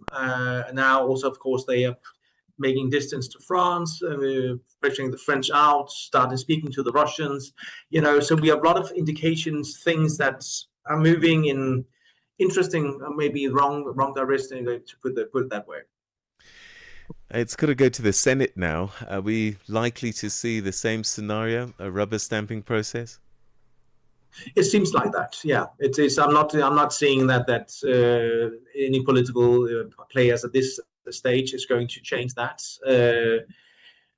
The problem, of course, for Africa and the African Union is that Chad has been a key player in in peacekeeping operations and anti-radicalization and anti-jihadi operations in Sahel because of its relatively strong army. And it's therefore it's also if Chad is unstable or moves in the wrong direction, let's put it that way, together with all the other AES countries, Mali, Burkina Faso, and Niger, and all that, then of course it can create instability in the whole region. At the same time, we have notoriously, unstable Sudan on the other side.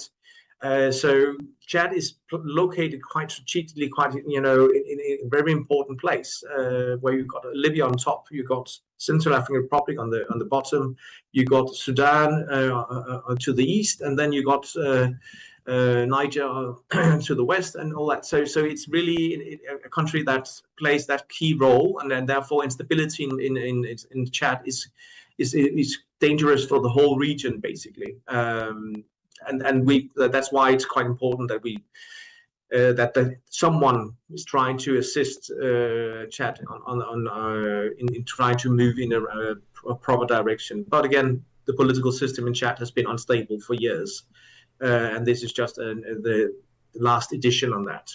All right, well, let's wait and see what happens in the coming months. But thanks so much indeed for joining us and your thoughts on the issue today. Thank you, Prof. Thank you for having me. Thank you. That's Professor Thomas Mandrup, who's an associate professor at Stellenbosch University here in South Africa, as well as the Danish Defence College, speaking to us about these constitutional amendments in Chad. It's time now for your news headlines with Jwalani Tulongwepe. SABC News headlines. The African perspective.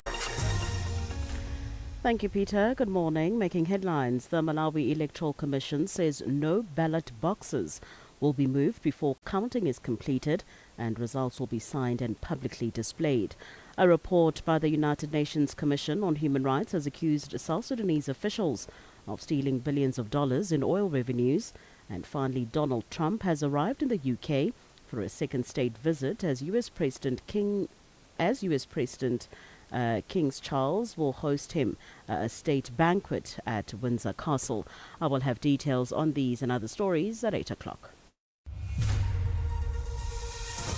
SABC News headlines. The African perspective. All right, let's check in with the world of sports now as we say good morning to Fikile Lingwati. Sports on Channel Africa. The African perspective. We start off with athletics. South African 400-meter champion Zagiti Nene says 2025 has been his best season on the track and he's determined to turn it into a dream year. The 27-year-old advanced to the men's 400-meter semi-final at the World Championships in Tokyo after winning his semi-final in a commanding time of 44.20 seconds. The final will take place on Thursday at 3:30 p.m. Central African Time, with South African fans expecting him to win a medal. Nene, who came into the championships as the fastest man in the event this year, has already gone further than ever before. And Faith Kipyegon stormed to a historic fourth World 1,500-meter title as the Kenyan great extended her streak of dominance with a fifth consecutive global gold in the event. A 31-year-old matched retired men's world record holder Hisham El Goroui as the only other athlete in history to amass 4 1,500-meter titles at the championships. On to cricket news. Proteas batters Tasmin Brits and Marizan Cup struck unbeaten centuries in a record third wicket partnership to help the Proteas women beat Pakistan by 8 wickets in the first of 3 ODIs in Lahore. With preparations for the Women's World Cup in the final stages, the Proteas chased down a target of 256 with 8 balls to spare at Brits, have finished on 101 not out and Cup unbeaten on 121. Cup says the conditions were tough. Look, I struggled that over just before my century, so I was a bit frustrated. But no, today was extremely tough. The conditions was not easy. When I was on about 20 runs, I thought, how am I going to do this? So it was just extremely tough out there today. And lastly, the Diaspora International Play for Peace tournament is set for its first regional expansion, with youth football teams from Sierra Leone, Guinea and Ivory Coast joining this year's edition in Monrovia. Organizers confirmed that the 16th Under-17 and Under-18 competition will run from the 27th to the 31st of December at a D2R sports pitch in New Crew Town. For any sports stories you would like to share with us, please send an email to newsroom@channelafrica.co.za or call us on +2711 714 4459. This is Channel Africa Sport with me, Fidel Ngwati. Sports on Channel Africa. The African Perspective. Hi there. Do you want to elevate your business and give it a voice in South Africa and Africa as a whole? Well, in that case, let Channel Africa make this a possibility. Channel Africa is willing to advertise your business for as little as 30,000 rands or $1,719.18. To get access to these great rates, send all requests to mukwenata@SABC. That's MOKOENATA@SABC. Channel Africa, the African Perspective. Right, it's time to find out what's been happening in the world of business, commerce and economics. And at the Business News Desk this morning, Nosipo Zuma.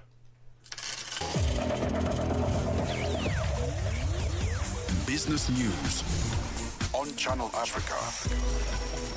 The African Perspective. Thank you, Peter. Good morning. In your business news this hour, the Nigerian National Petroleum Company NNPC has called for stronger African collaboration to achieve energy security on the continent. Speaking at the 7th African Petroleum Producers Organization CO Forum, the NNPC's Group Chief Executive Officer, Bashir Ojulari, stressed the urgency for Africa to accelerate its energy transition and secure its energy future. He says the NNPC is ready to collaborate, share knowledge and drive a collective progress with the African peers to unlock the continent's full energy potential. South Africa's weekly financial newspaper, Financial Mail, will publish its final edition on the 30th of next month as part of a strategic integration by its parent company, Arena Holdings.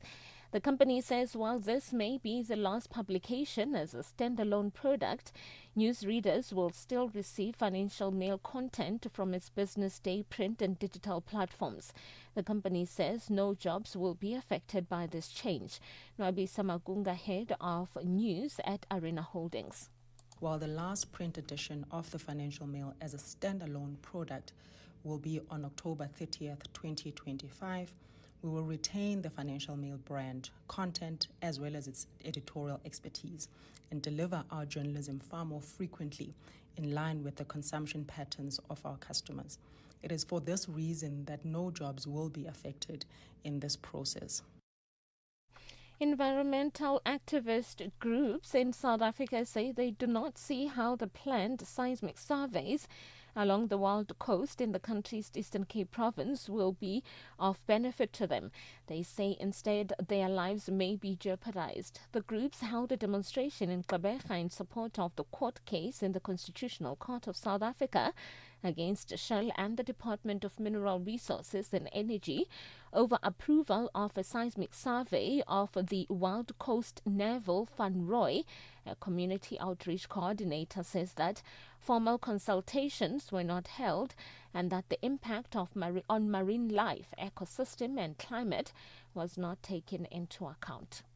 These communities build their local economies from this beautiful oceans that we have, and then we're also passing that generation on from one generation to the next. So our youth are these ones that are taking on the baton from our elders to do the fishing. But not just the fishing, there's also our indigenous practices that is coming out of the ocean as well. A group of elderly South African women who formed a cooperative, Siatipilisa Groundnut Project in 2021, have launched a peanut butter brand. The women, mostly pensioners, say they are restoring their dignity, empowering their families, and creating sustainable living through the project.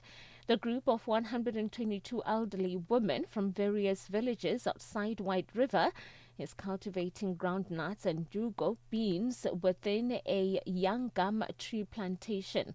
Plantation company MTO Group has given the women over 50 hectares of land to plant their crops. They are now turning peanut butter.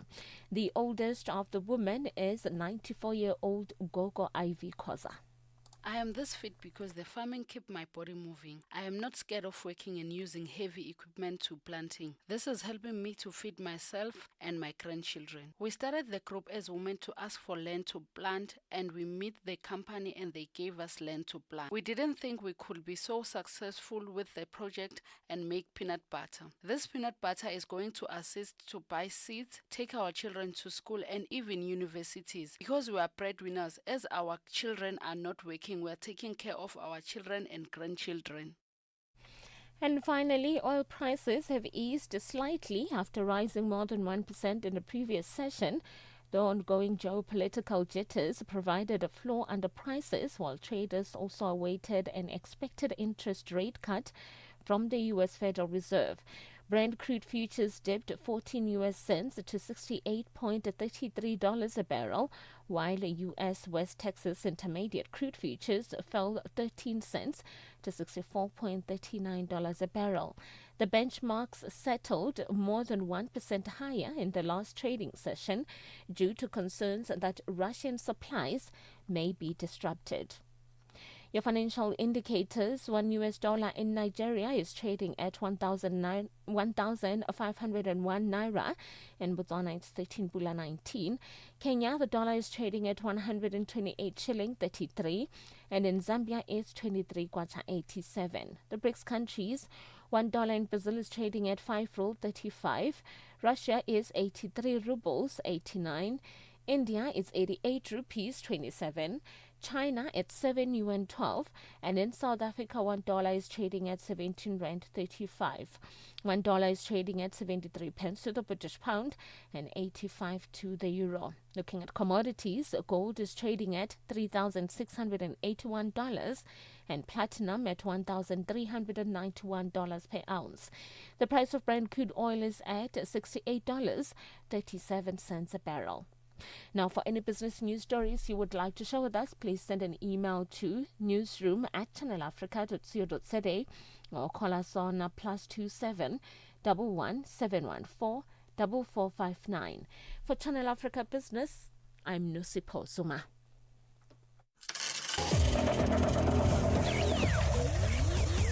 Business news on Channel Africa.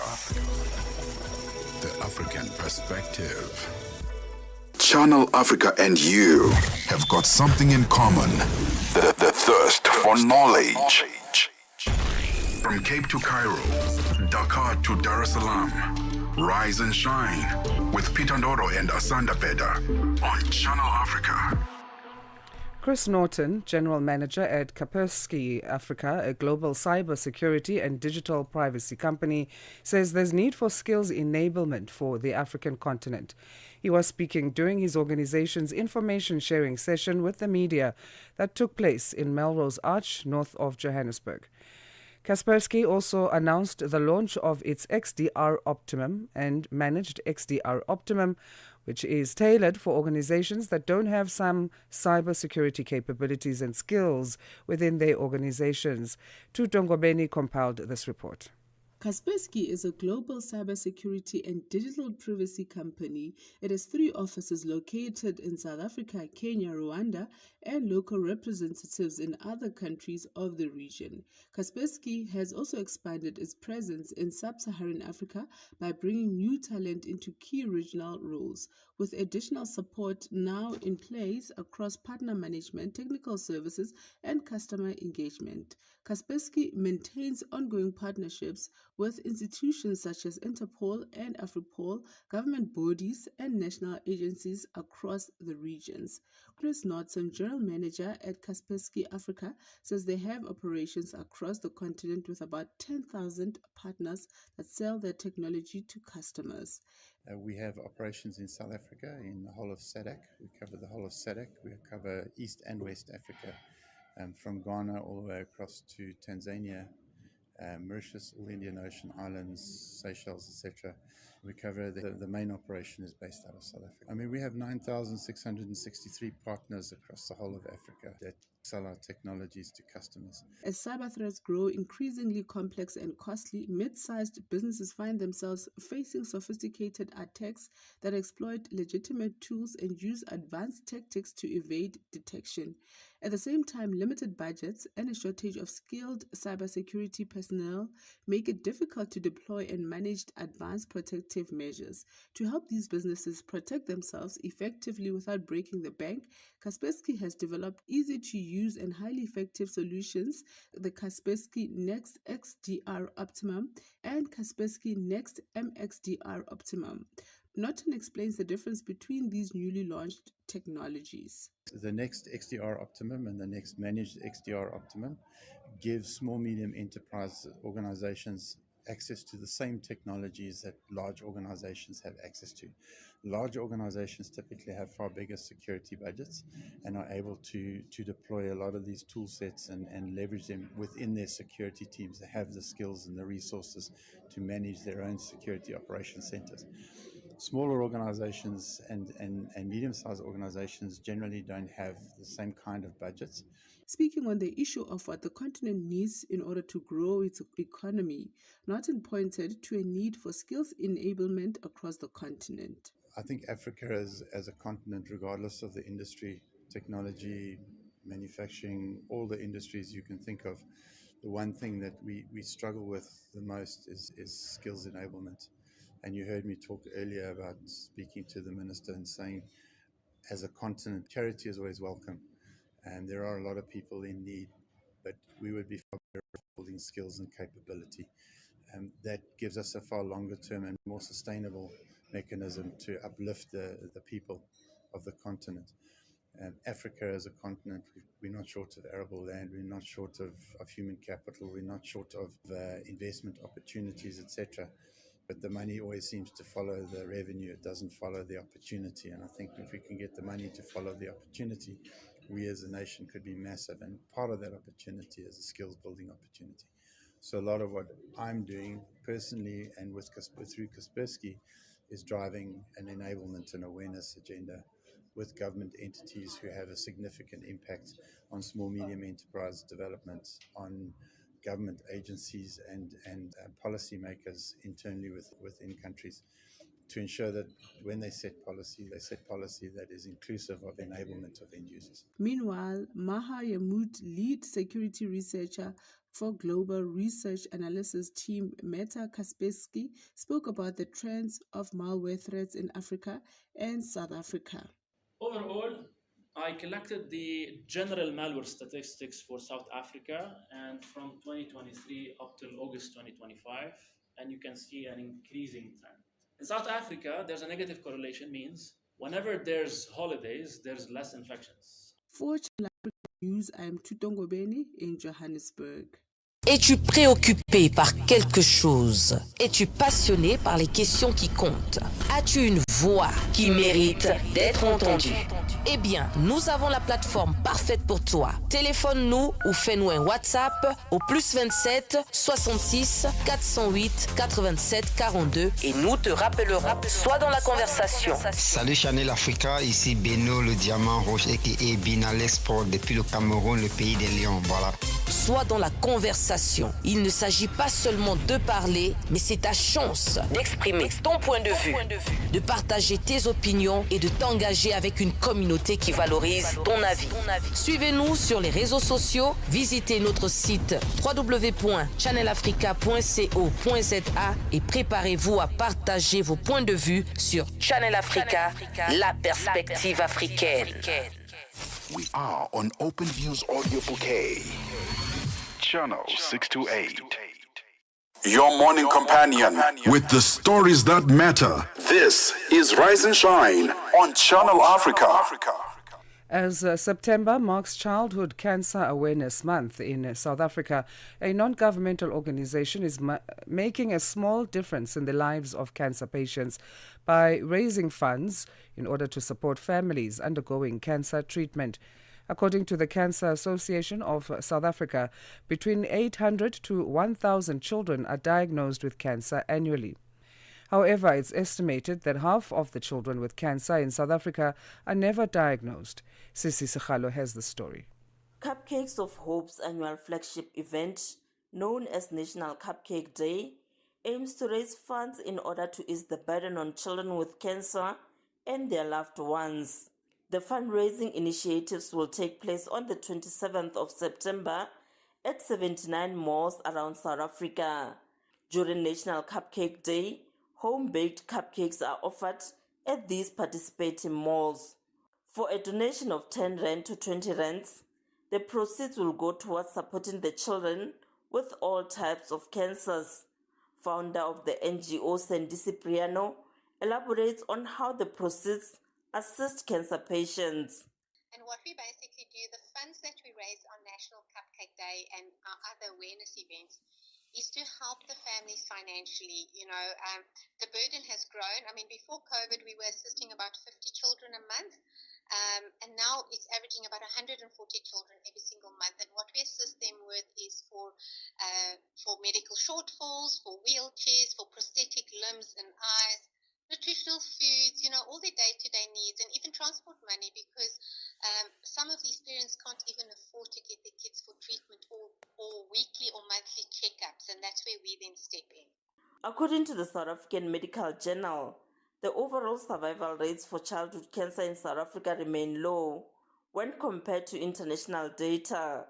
Meanwhile, the Cancer Association of South Africa says that many childhood cancers are treatable with high treatment success rates between 70 and 80% in well-resourced countries, while about 80% of children with cancer in Africa die without access to adequate care. Notqolo Mahlangu from Sasolburg in the Free State province of South Africa is one of many cases. Her 3-year-old son was diagnosed with acute myeloid leukemia. She says that her son showed unusual symptoms in the beginning, such as fatigue, recurring fever, and bruises. Acute myeloid leukemia is a type of cancer that affects the blood and the bone marrow. Her trips to the local doctors did not yield any positive results until she was transferred to a local hospital. She was later sent to Universitas Academic Hospital in Bloemfontein, where the diagnosis was done. She describes her journey as a roller coaster ride. The finances, because now you stay at the hospital with him, and now you are there for like 2-3 months. You don't get to go home. You seeing your son getting all these different chemotherapies, all these different medications. Some of them he doesn't react well to them, so it's a lot, and financially as well, emotionally, it's a lot. That's all I can say, but we are pushing through. However, Mahlangu's journey has not been without support. The money that we get from them, we get it every month, so you have to make sure that the money that they give you, you save it for the time that you are in hospital to buy whatever that you need at that time. Maybe you need toiletry or you need food. Let's say, because when my son was diagnosed, the only thing for a whole month, if I remember, December last year, the only thing he wanted to eat was pap and amasi. And at the hospital, you don't get pap and amasi, you get the food that you get. So I had to make sure that we always have pap and amasi for him to eat. So I use the money that we get from Cupcake to buy them. Dr. Natasha Daniels is an ambassador for Cupcakes of Hope, advocating for children with cancer. Having experienced childhood cancer herself, what better way than to give back to children who find themselves exactly where she was more than 15 years ago? Dr. Daniels says the suffering endured by children with cancer also affects their families. When she was diagnosed at age 15, she went through different emotions such as grief, anger, and denial. Now she's making a difference. I know firsthand how difficult this cancer journey is emotionally, physically, and financially. And having organizations like Cupcakes of Hope besides you makes such a huge difference. So, even a bit of financial support that they are able to give to families helps relieve stress so much so that the families can focus their energy more on the journey to recovery and healing. Just seeing the real and significant impact that this organization has made me so proud to be part of their mission.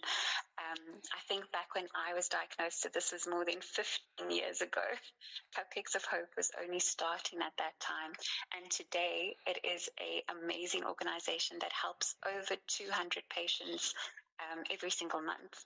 So we've really grown so much and we've helped so many families along the way. According to the World Health Organization, childhood cancers constitute about 5% of all cancers globally. It further says around 400,000 new cases are identified each year, with around 1,000 of those cases in South Africa. In the meantime, Cupcakes of Hope says it will continue with its work by giving hope to children with cancer. For Channel Africa, I'm Sisi Sekhalo in Johannesburg, South Africa. Africa, voici Abedi. Oui, c'est moi. Abedi est un passionné de musique dans l'âme. Il a un goût pour toutes sortes de musique et passe ses journées à écouter Channel Africa. J'aime beaucoup la musique africaine. Ok. Devinez quoi? Channel Africa veut aider Abedi et les mélomanes du monde entier à découvrir encore plus de musique incroyable. C'est pourquoi Channel Africa appelle les artistes africains à soumettre leur musique. Chers artistes, n'oubliez pas de nous fournir toutes vos informations pertinentes à l'email adresse musique@channelafrica.co.za. Les soumissions sont votre chance d'être entendues, mais elles ne garantissent pas une playlist. Toutes les soumissions seront soigneusement examinées pour voir si elles répondent aux exigences de notre station. Channel Africa, la perspective africaine. Get Channel Africa on DSTV Audio Bouquet. Channel 802. From Cape to Cairo, Dakar to Dar es Salaam. Rise and shine with Peter Ndoro and Asanda Beda on Channel Africa. South Africa's president and ANC, or African National Congress party leader, Cyril Ramaphosa, has sparked debate within his party after comparing the DA, or Democratic Alliance opposition party-led municipalities, with those run by the African National Congress, or ANC. Speaking to more than 4,000 councillors at the party's roll call event, Ramaphosa acknowledged that some DA-run municipalities outperformed those under the ANC's control. Some party members see this as a wake-up call for the ANC to prioritize delivering basic services to communities. Sbahle Mota reports. A call of action to ANC councillors also turned into an admission by President Cyril Ramaphosa that the best municipalities are run by the Democratic Alliance. Municipalities that do best are not ANC-controlled municipalities. And I can name it here because there's nothing wrong with competition. They are often DA-controlled municipalities. We need to ask ourselves, what is it that they are doing that is better than what we are doing? And there's nothing wrong with us saying we want to go and see what Cape Town is doing. We want to go and see what Stellenbosch is doing. How do they craft everything? We need to be moving up the ladder of being good at what we do. We cannot forever stay at the bottom. It hurts me deeply when I continue to see that our municipalities sometimes tend to move even backwards. Ramaphosa's comments have not been well received by some party members. However, NEC member Dr. Kgosientsho Ramokgopa has defended him, saying there was nothing untoward about the president's remarks, adding that the statement should not be used for politicking. There is nothing sinister when you learn from those who have perfected some area of how they prosecute their responsibility with regards to local government. SALGA is designed to do exactly that. So within that framework, we go and learn from each other and unlearn from each other. So there is nothing untoward. That someone is doing something better, you can go and learn. I mean, that's the best thing to do. And it's not a selfish consideration. It's not about a political party projection. It's about what is in the interest of the community. So you get it right, the net beneficiary are communities. We'll fight it out in the battlefield when the local elections come. Meanwhile, former SALGA Chief Director Faiz Jacobs and political analyst Dr. Levi Ndoro have defended Ramaphosa's statements. Both believe that ANC councillors need to step up to the occasion. I was very impressed that the president made those calls, very critical of the party, very critical of the organization. And also he said quite clearly that we can learn from other areas. We can learn from best practices elsewhere.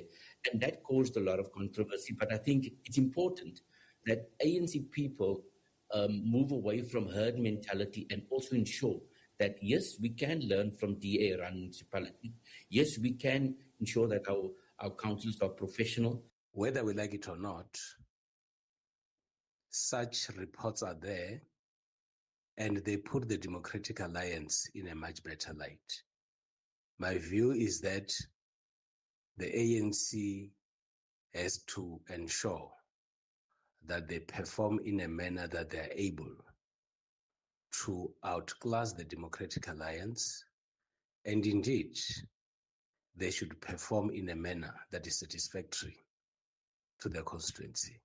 Meanwhile, the party says it will report back in 3 months about the progress on its war plan to fix local government. I am Sibahle Mota in Johannesburg.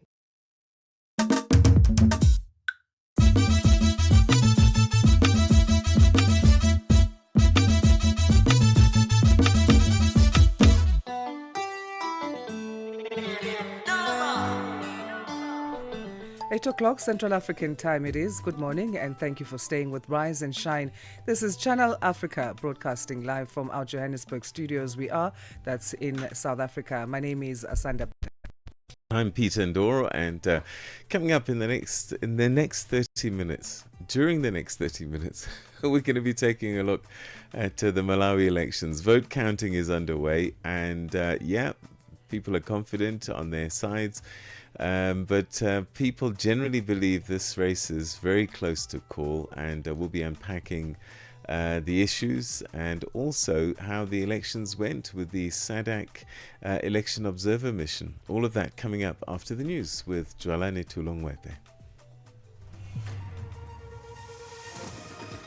SABC News, independent and impartial. From an African perspective. Thank you, Peter. Good morning. The Malawi Electoral Commission says the media will be allowed to report unofficial results but with clear disclaimers as the country awaits official results. Vote counting is underway after polling stations closed yesterday.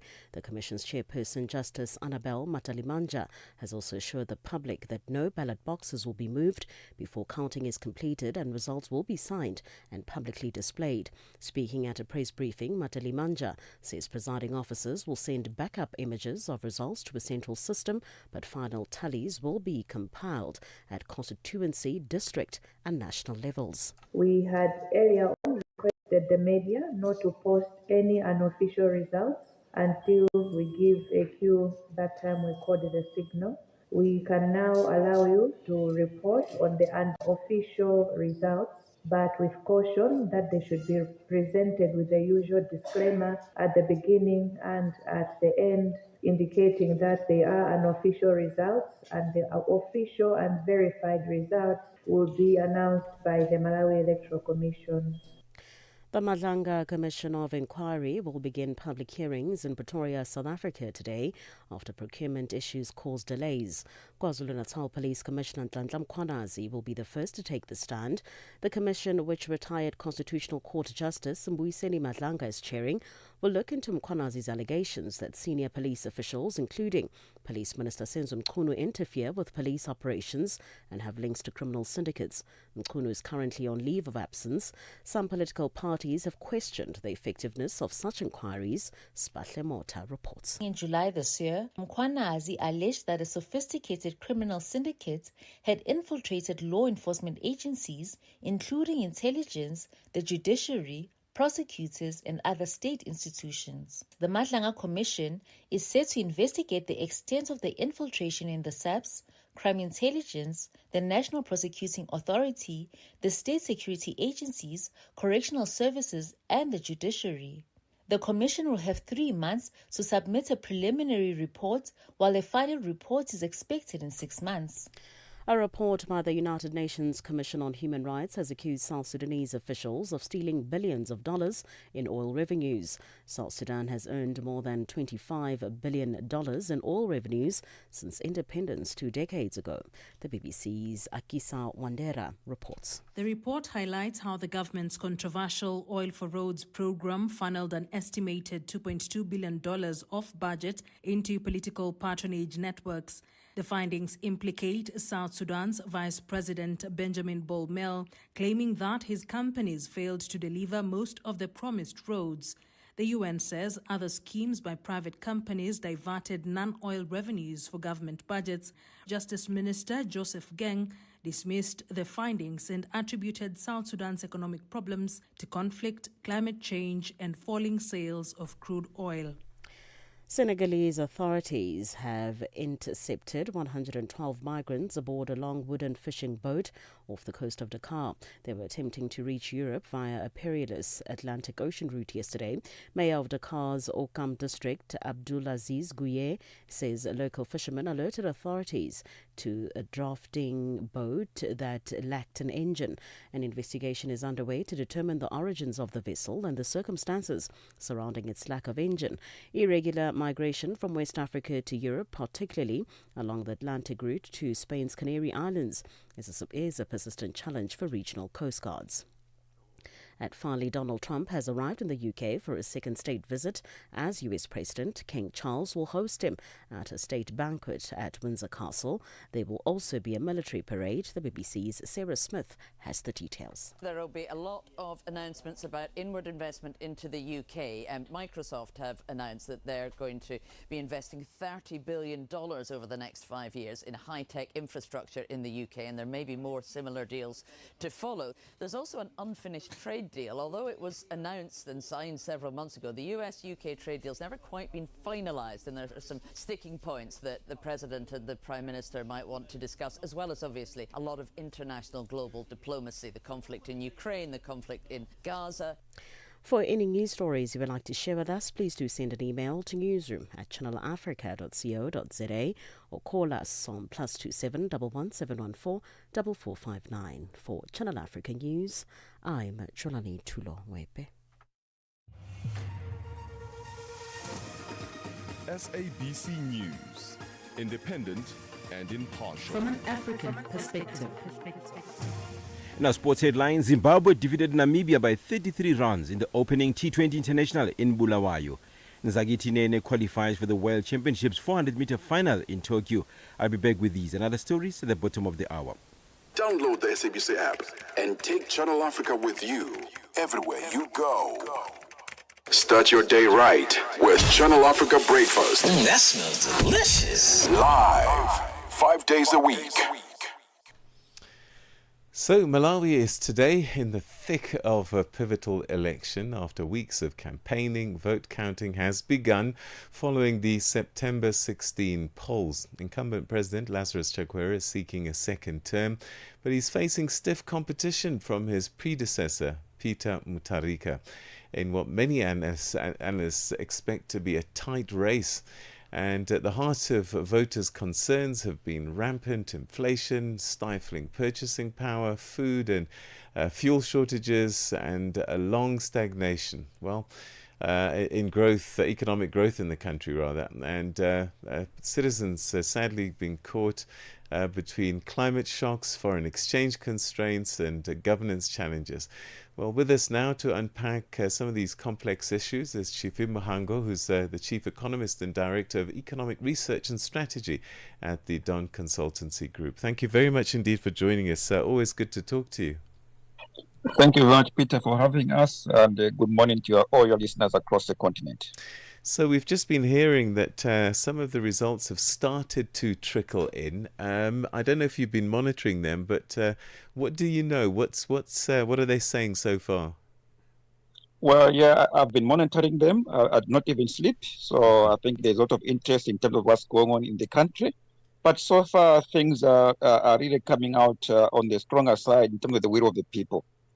So if one looks at, for example, the actual dashboard of the Malawi Electoral Commission, it is telling us that now 62.83% was a turnout in terms of these elections, with dominantly women actually taking up a big share in terms of voter turnout at 57.16%. So what are they pointing to? I know it's still early, but who seems to have taken an early lead?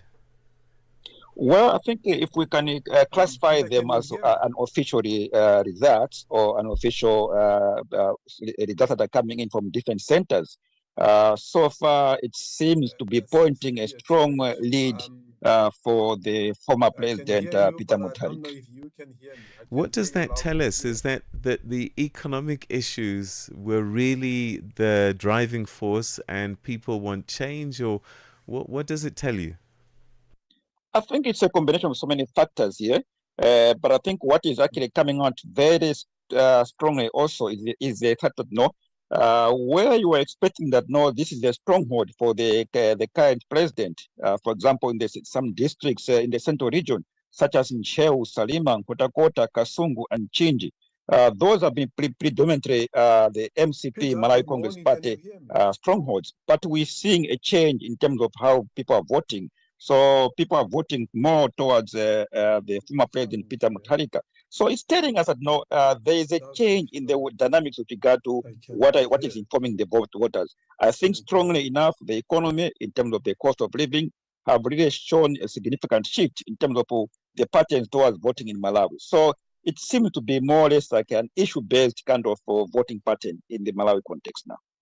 So if we assume that the economy and the state of play, inflation, fuel shortages, you name it, are the big issues of the day, what did former President Mutharika say that he was going to do with the economy, and what do you make of the promises that he made? Well, there was a direct comparison. Obviously, the former President Peter Mutharika's party ran a very strong campaign towards in terms of what was happening in the economy during his time, vis-a-vis what is currently happening during the time of President Chakwera. So there was a strong comparison in terms of high inflation rates. For instance, during his term, the inflation rate, or he left the country, the inflation rate of just around 8%. But the current regime, we are talking about inflation rate now sitting at 27.3%. So direct comparison of the economy in terms of how the economy was managed. Reckless spending, for instance, from this current regime has been one of the issues that people have actually seen that lavish spending, lavish lifestyle from the politicians that are serving government vis-a-vis in relation to the poverty levels of the people. The high unemployment by the youth and also women has also been something which has actually been highly significant. Reports have been coming out, 91% in terms of unemployment in Malawi, very, very significant impact towards the locals in the country. Obviously, you have mentioned fuel shortages. It's something which is visible because as we go into the elections, we've been seeing, for instance, fuel queues, vehicles being parked, so which in a way has shown a visible approach in terms of the problems the country is facing. So people have done their call, they have made their judgment, and they are saying that Look here, we never had these fuel shortages during the time of Peter Mutharika. We never had problems in terms of fertilizer distribution during the time of Mutharika. And I think they have made their choices in terms of where they want to see the direction of the country going forward. How culpable is the outgoing or current administration in terms of the woes that the country is facing at the moment? They will tell us that they inherited a lot of problems and it actually takes time to change things. Is there any truth to that? Well, I take that with a pinch of salt because when you're going into power, when you're doing elections, you know what problems the country is facing. So unless you tell one is saying that no, they do not have the capacity to have a clear understanding of what's going on in the country. So you go into elections knowing the problems and then knowing how to solve them. So that's a key element. And obviously you cannot you put a time frame in terms of how you're going to solve the problems, and all that have to be indicated to the people. They promised the country too many things: jobs of over 1 million, fertilizer prices of below of the 500 kwachas. But if you look at the opposite have actually happened, where instead the country has faced high unemployment.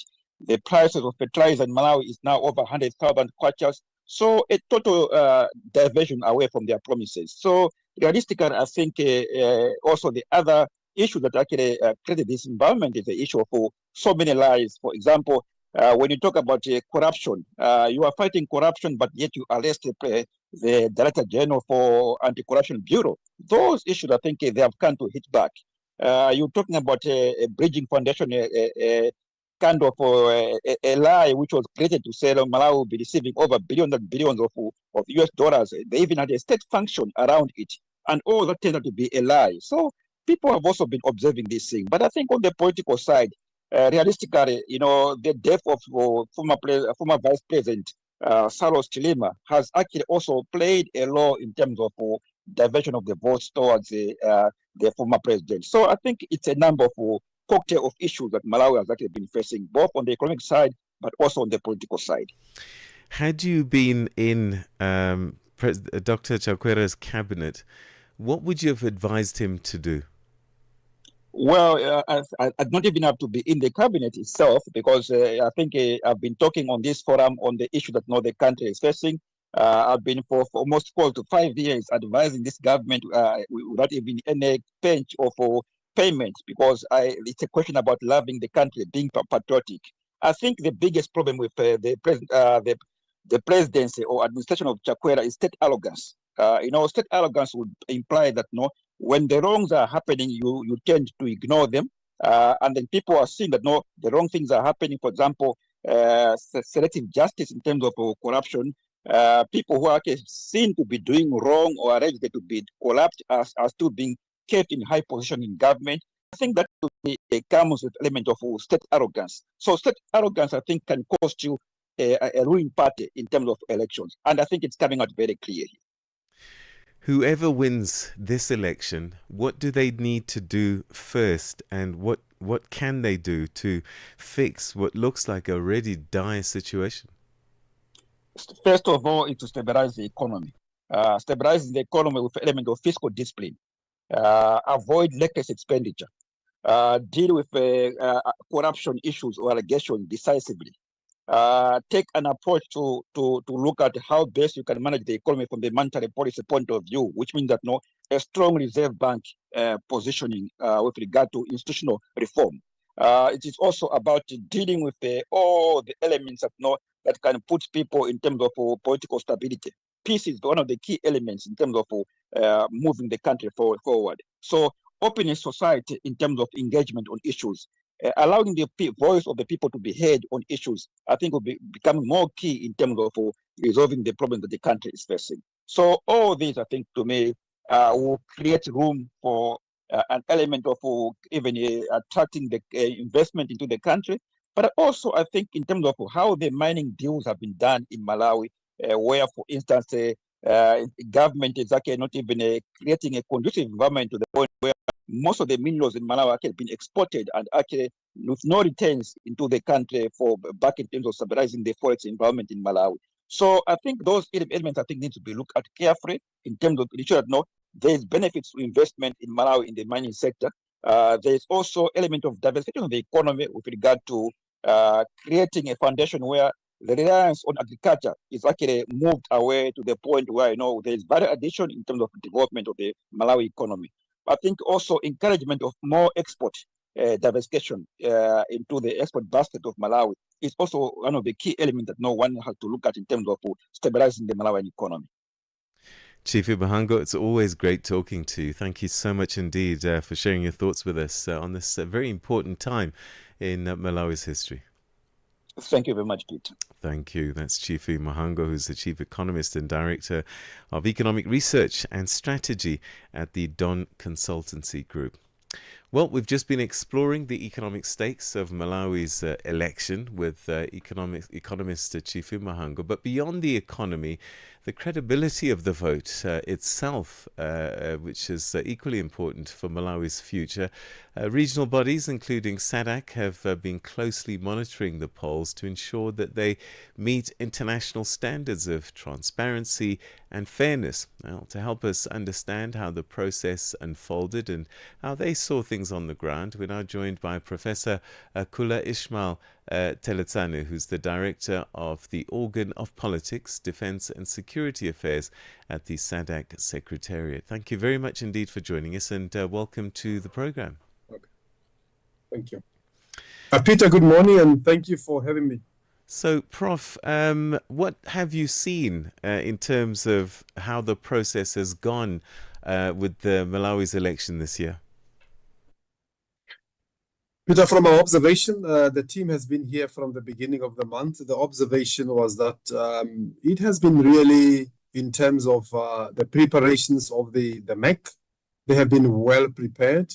The conduct of the security force on the ground was professional from where we have observed. And I think all Malawians were really given a fair opportunity to exercise their democratic right. How would you compare these polls to the 2019 that were very controversial and eventually got annulled actually in the courts and had to be rerun? Did you see major improvements this time around? Yes, there were major improvements in terms of the preparedness of the MEC, in terms of the conduct of the voters themselves and political parties. There was much more tolerance right from the campaign up until people cast their vote. And I hope this spirit and this culture will prevail even beyond the announcements of the results. What about transparency? Was it clear to see the process? Did you have the access that you needed and required to be able to satisfy yourself about things that were playing out?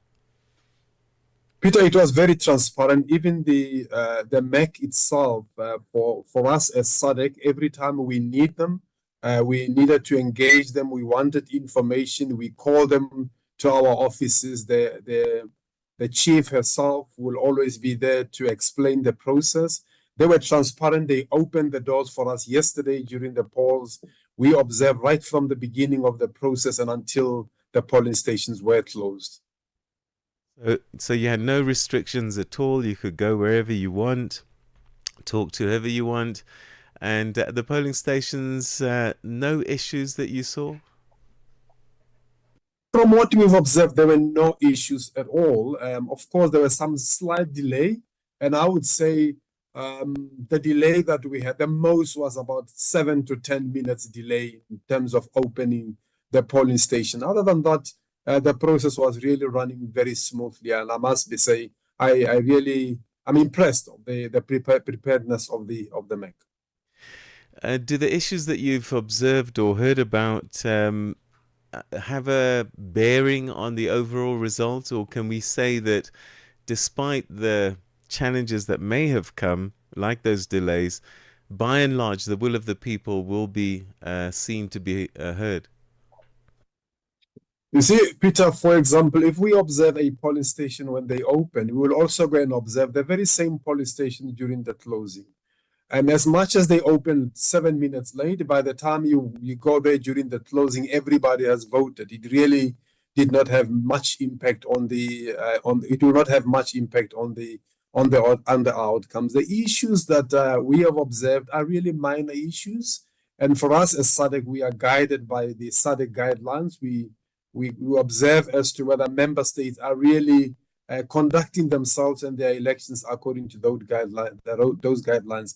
They are really minor, and they will not have any major impact on the outcome. From your observation, what was the voter turnout like? Did people come out in their numbers? Not what I expected compared to when I was in Botswana, when I was in Namibia. No, not that much. When we went for a press briefing yesterday, I think it was about 4-point-something million that was reported, a turnout of 7 million registered voters. It was not that. You can see the voter apathy that is prevailing in the country. But no, I don't think the turnout was as good as I expected. So do you think that perhaps things like voter education, I don't know if that's something... I did not. Oh, it's me. I don't know what happened. My apology. Yes. Yeah, I was just saying things like voter education, that is an important part of the process. Are these things that you looked at and observed in the lead up to the elections itself? What do you mean, Peter? I think I missed your point there. I was just saying that the voter turnout may be low, partly because maybe people weren't aware, or and voter education often is a key element to free and fair elections. Did you see, observe, or make notes at all about the kind of preparation in terms of voter education that might have taken place before the election? Peter, from what we observe and our engagement with the stakeholders, there were some allegations that most opposition parties, and I put it again, allegations, most opposition parties, they spread a message right in the beginning of the registration process that there is no need for people to go, and they actually discouraged people to go and register.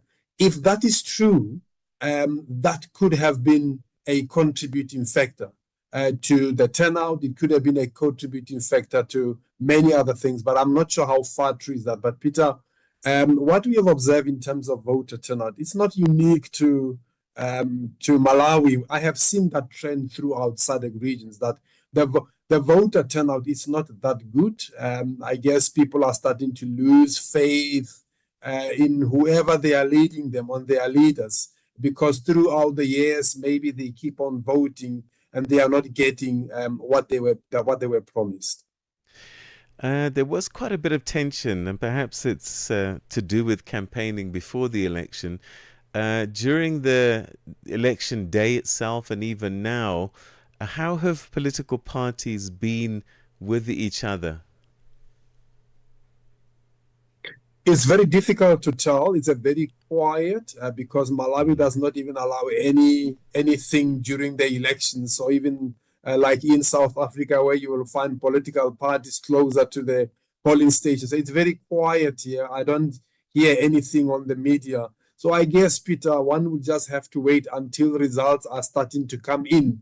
In many countries, that's where you will start hearing people talking, hearing political parties talking, and I think that's where you'll see where the mood is going of the country.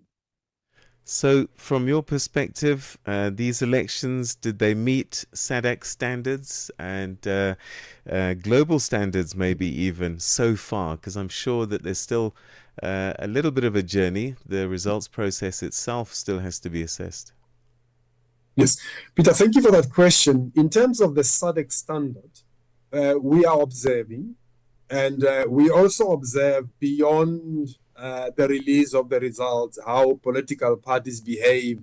So 30 days after the results are announced, we are still observing, and that's when we will release our final report. For me to say it has met the standard, it will be a bit premature to pronounce that at this stage. Were there lots of other observers there beyond SADC? There was quite a number of them. Even today we meet as observers because we are not here to compete. We are here to observe. We met 3 days ago. We are meeting again today to compare the notes. African Union is here. The European Union is here. I think it has been here longer than anyone else. They've been here from the beginning of August when I spoke to them. Comesa is also here. And there are other local observers and other observers coming from outside that I really do not. But we met yesterday as we were going through the polling station. There's quite a number of them. Okay, and perhaps looking ahead, are there any lessons that other countries can learn from the Malawi process this time around that you think might be positive and indicative of how elections should be? Yes, I think the process was much more transparent, and even the election management body was keeping the public informed. There was quite a number of press briefings. I think yesterday there was 2 or 3 press briefings. So they are trying to keep the public and the observers informed of what is happening. Every small thing there is a press briefing so that they can keep the public informed. I think that for me is a plus for the country. And in terms of the preparedness, Peter, the police presence, and not even intimidating that kind of security force, but everything, I think it runs very smoothly. All right, and perhaps finally, there are Malawians listening to us probably. What message would you like to share with them in terms of the fairness and the results that might come, because they look to you as an independent referee?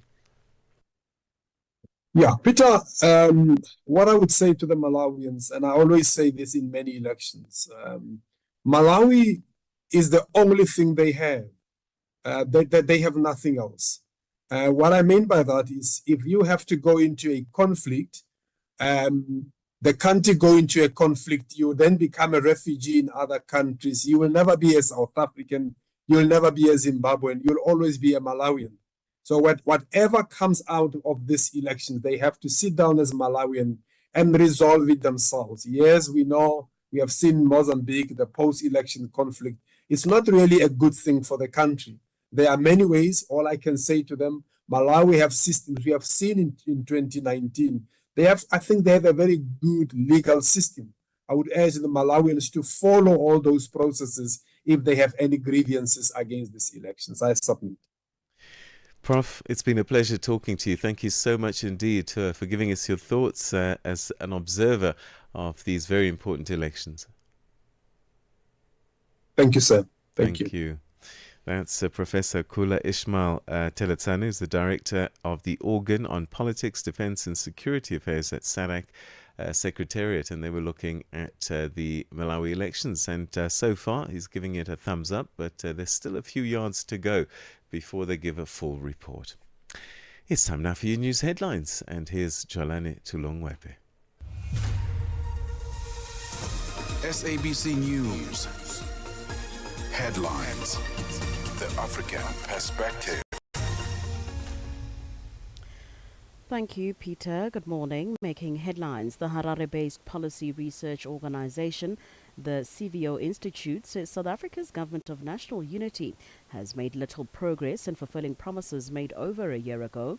The Malawi Electoral Commission says the media will be allowed to report unofficial results, but with clear disclaimers as the country awaits official results. And finally, heads of 8 organizations working in Gaza have called for urgent intervention after a UN commission concluded that Israel was committing genocide. I will have details on these and other stories at 9 o'clock. SABC News headlines. The African Perspective. Let's get the latest in the world of sports. Here's Fikile Lingwati to give us details. Sports on Channel Africa. The African Perspective. Let's kick off with football news. Nigeria forward Ademola Lookman is said to be excluded from Atlanta's squad for the opening Champions League fixture of the season against Paris Saint-Germain. Atalanta take on Paris Saint-Germain at the Parc des Princes today. The reigning African Footballer of the Year recently returned to first-team training after being banned for his attempt to force a move to Inter Milan during the summer. New Atalanta manager Ivan Juric has cast doubts over the future of the Nigerian star with the Serie A club ahead of the clash against PSG today. Lukman featured for Nigeria during the 2026 FIFA World Cup qualifiers against Rwanda and South Africa, but has yet to make an appearance for his Italian side since May. South African 400-meter champion Zagiti Nene says 2025 has been his best season on the track and he's determined to turn it into a dream year. The 27-year-old advanced to the men's 400-meter final at the World Senior Athletics Championships in Tokyo after winning his semi-final in a commanding time of 44.20 seconds.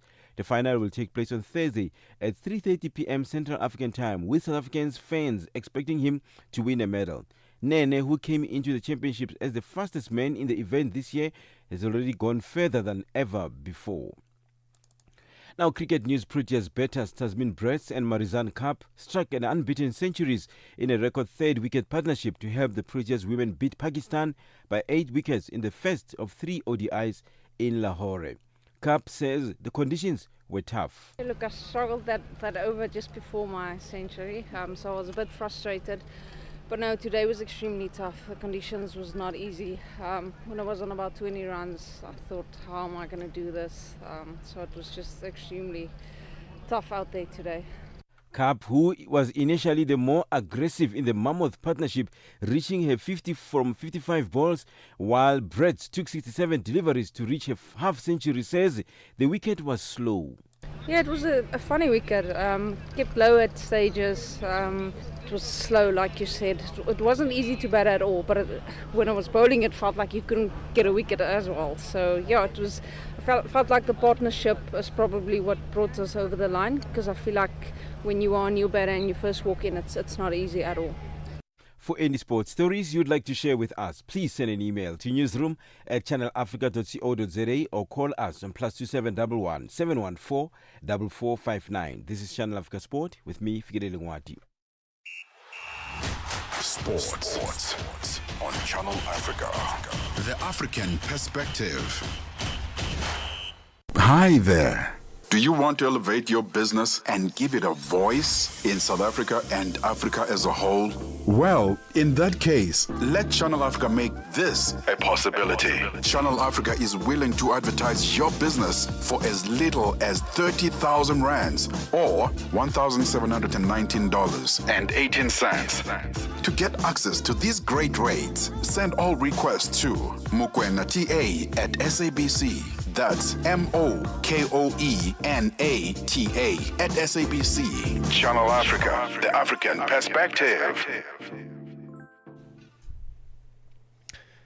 It's time for your sport, isn't it? Yes. It's a decon already. My goodness. Wow. Okay. Let's catch you up with the business news. Here's Nosipo Zuma.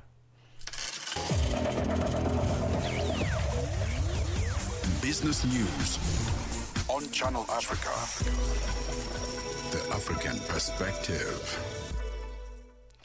Thank you, Peter. Good morning. In your business news this hour, South Africa's Energy Minister Ndoro has told the Parliament that he will soon announce his department's plan to address the surging electricity tariffs. The National Energy Regulator of South Africa is responsible for determining Eskom's electricity tariffs. Ramaphosa says the increase in the cost of electricity is too high. And I'm on record having admitted that the cost of electricity is prohibitively high. It undermines the competitiveness of the economy and it erodes the disposable income of households. I'll come back to the portfolio committee and also to the country to announce the measures that we are going to take to address the runaway cost of electricity. Thank you very much, House Chair. South Africa's weekly financial newspaper, Financial Mail, will publish its final edition on the 30th of next month as part of a strategic integration by its parent company, Arena Holdings. The company says while this may be the last publication as a standalone product, newsreaders will still receive Financial Mail content from its Business Day print and digital platforms. The company says no jobs will be affected by this change. Nwabisa Magunga, head of news at Arena Holdings. While the last print edition of the Financial Mail as a standalone product will be on October 30th, 2025, we will retain the Financial Mail brand, content, as well as its editorial expertise, and deliver our journalism far more frequently in line with the consumption patterns of our customers. It is for this reason that no jobs will be affected in this process. Zambian farmers have filed an $80 billion lawsuit against two Chinese-linked firms. The farmers blame the firms for an ecological catastrophe caused by the collapse of a dam that stored waste from copper mining.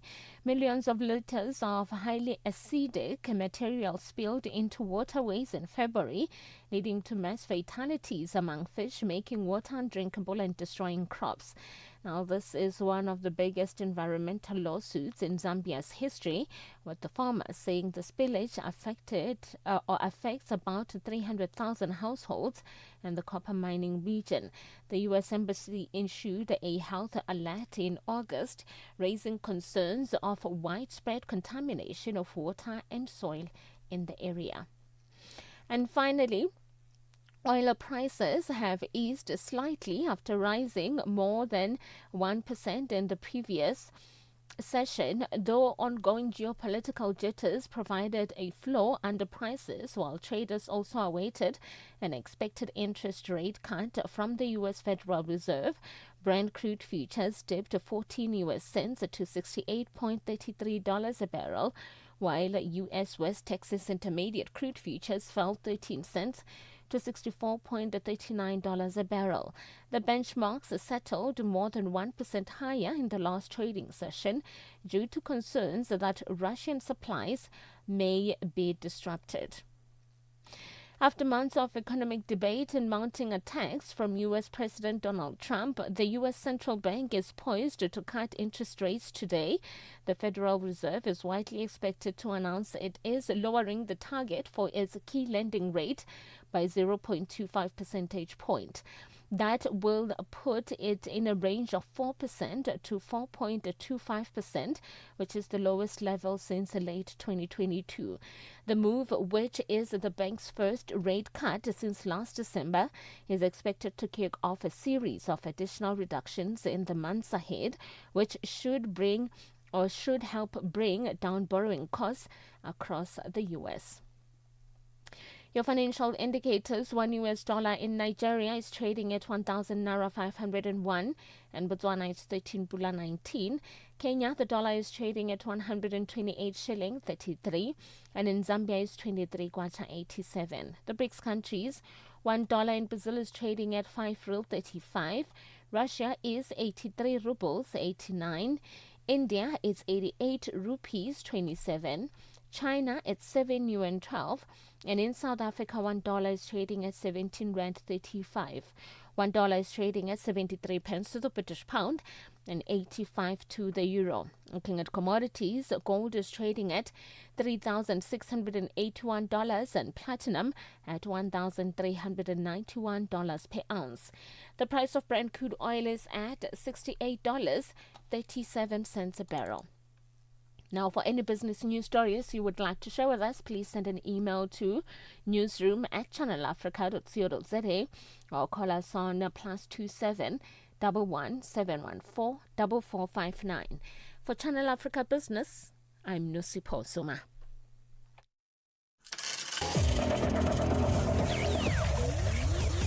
Business news on Channel Africa.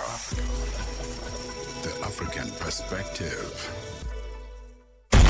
From Cape to Cairo, Dakar to Dar es Salaam, rise and shine with Peter Ndoro and Asanda Beda on Channel Africa. The Pretoria High Court in South Africa has dismissed former Zambian President Edgar Lungu's family's final attempt to prevent the repatriation of his remains to his country for a state funeral.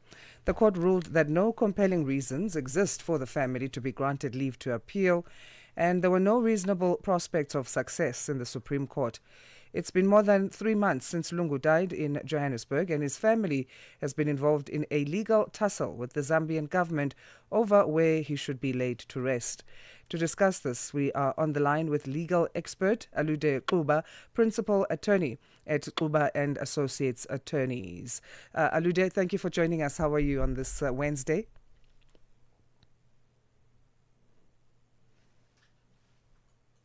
Alude, are you there?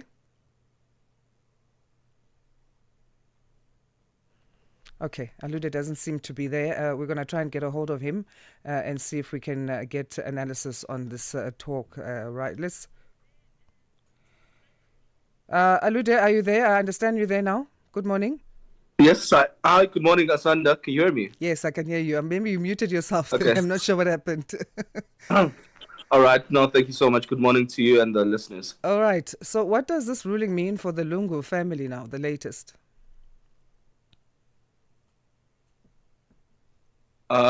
Please just repeat that for me. What does this ruling mean for the Lungu family? Well, essentially it means that, the court cannot overturn its initial decision, which had ordered that the remains of the late president should be returned back to Zambia for a state funeral. So basically that order now stands until there's an appeal that is heard and entertained by the Supreme Court of Appeal. So as things stand right now legally, the initial court order stands and remains. So, until it is overturned by higher court. What are the reasons for the ruling, and what legal guidelines apply actually when it comes to issues around estate burial generally? State burials. Okay, let's first start with the appeal process. Mm-hmm. So from what we currently are faced with, former President Lungu's body has to go back home. And the family now has to, or if they're not happy with that, of course, they have to petition the Supreme Court of Appeal to set aside the decision of the Court of Appeal. Now, we must remember this was a decision of a full bench of the High Court, so which means now you cannot appeal within the same court or have it reviewed by the same court. The next stop would be the Supreme Court of Appeal. And really, as things stand now, it looks unlikely that the Supreme Court of Appeal will rule in their favor or will overturn the decision of the full bench of the court. So going back to state funerals, a lot of states, in particular Zambia, regard presidents or former presidents as their own. They have, it's a benefit that they have all control and ownership over. So as a former president or a current sitting president is regarded as an asset of a state or of a government, and really government has the right to burial rights or in respect of that person. But here it's a bit tricky because the family is insisting that we want to have this person buried by ourselves in terms of our own burial rights, and the government is insisting on that. So it's a bit of a tricky one, but generally the principle is that heads of state or former heads of state are an asset of the state and should be given a state funeral and in terms of the applicable military protocols of a particular country. So as you say, the court saying there were no reasonable prospects of success in the Supreme Court. Are there or is there any other available option then for the Lungu family, or have all avenues been exhausted? All right. So the full bench of the court says there are no prospects of success of the case. In any other court, meaning in the Supreme Court of Appeal. But now the family can petition the Supreme Court directly in terms of the Superior Courts Act and ask for their appeal to be heard directly by the court.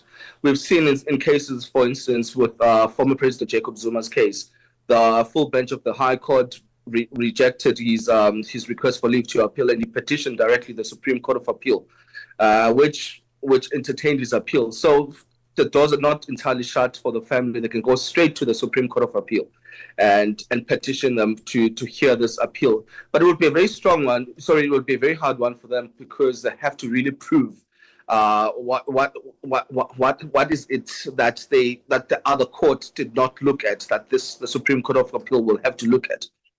Where did the High Court err or make an error? So really here it's a matter of the law now. They have to prove that the High Court erred in the application and interpretation of the law. If that fails, then they can go to the Constitutional Court. But we've seen already they've done that, and the Constitutional Court rejected that request for direct access. But of course, it doesn't mean they still can't hear it. They just have to exhaust all the courts. What about the application of Zambian law in this case? Was it adequately considered in your view? Did it help? Or did it further complicate things? Well, we're dealing with South African courts. And South African courts cannot apply other countries' laws. So they had to deal with the matter in terms of South African laws, and of course having regard of what the parties really want. So yeah, that Zambian laws cannot really be applied in the context of South Africa. I mean, that would be venturing into the terrain and sovereignty of any other country. So yeah. The family, we understand, has been ordered to pay the costs. What is likely to happen next?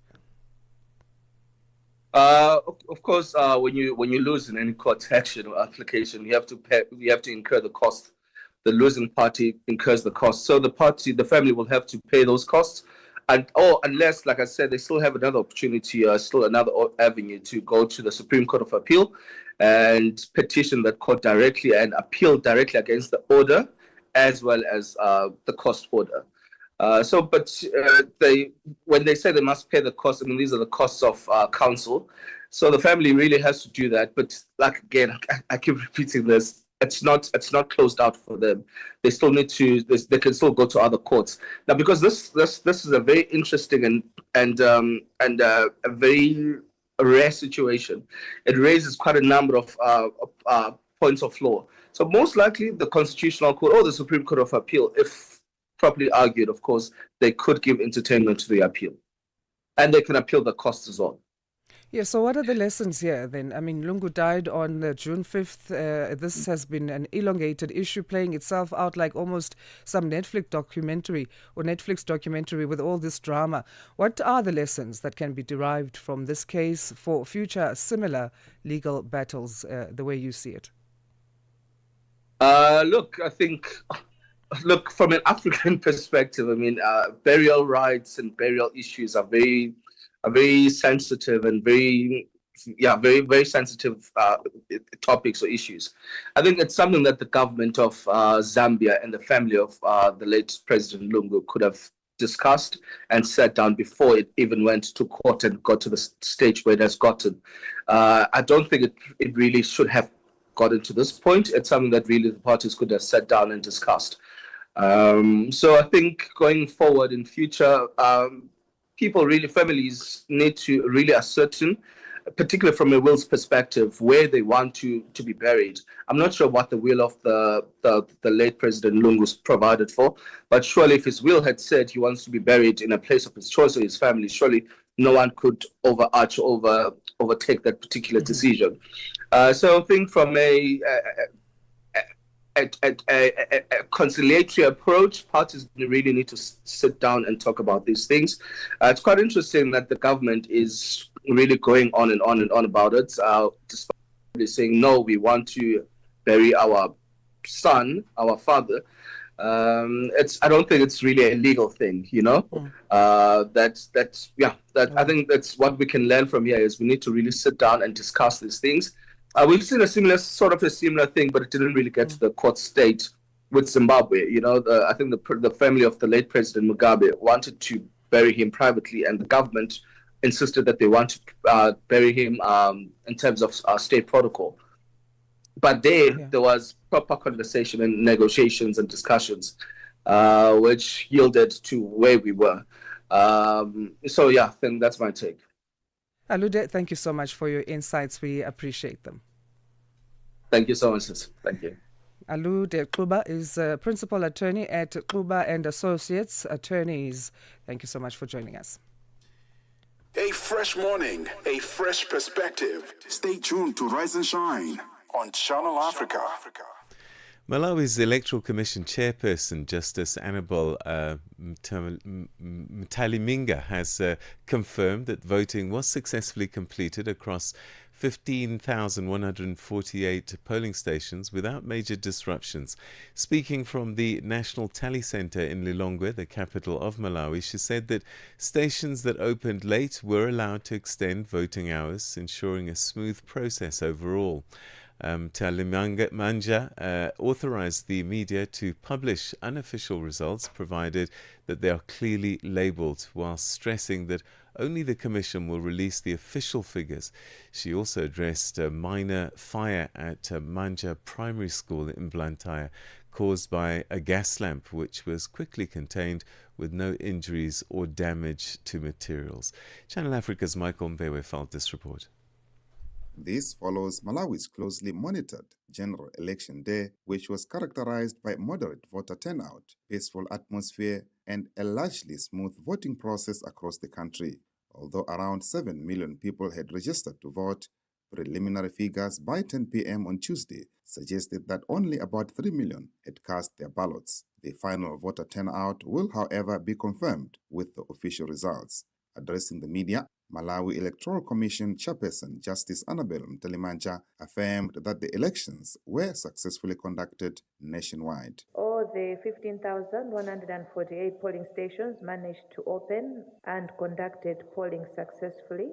As earlier communicated, all polling stations that had opened late were advised to extend polling by the equivalent period that they had lost. In the course of the polling process, we did not encounter any significant challenge that could have warranted an extension of polling to tomorrow. Justice Ntalimanja cautioned the media on reporting unofficial results, as this remains the electoral body's prerogative. We had earlier on requested the media not to post any unofficial results until we give a cue. That time we called it a signal. We can now allow you to report on the unofficial results, but with caution that they should be presented with the usual disclaimer at the beginning and at the end, indicating that they are unofficial results, and the official and verified results will be announced by the Malawi Electoral Commission. Furthermore, Mtalimanja announced that a minor fire incident caused by a gas lamp explosion at a polling station in Blantyre City before vote counting began did not affect the integrity of the vote, and no injuries were reported. There was a fire incident at Manja Primary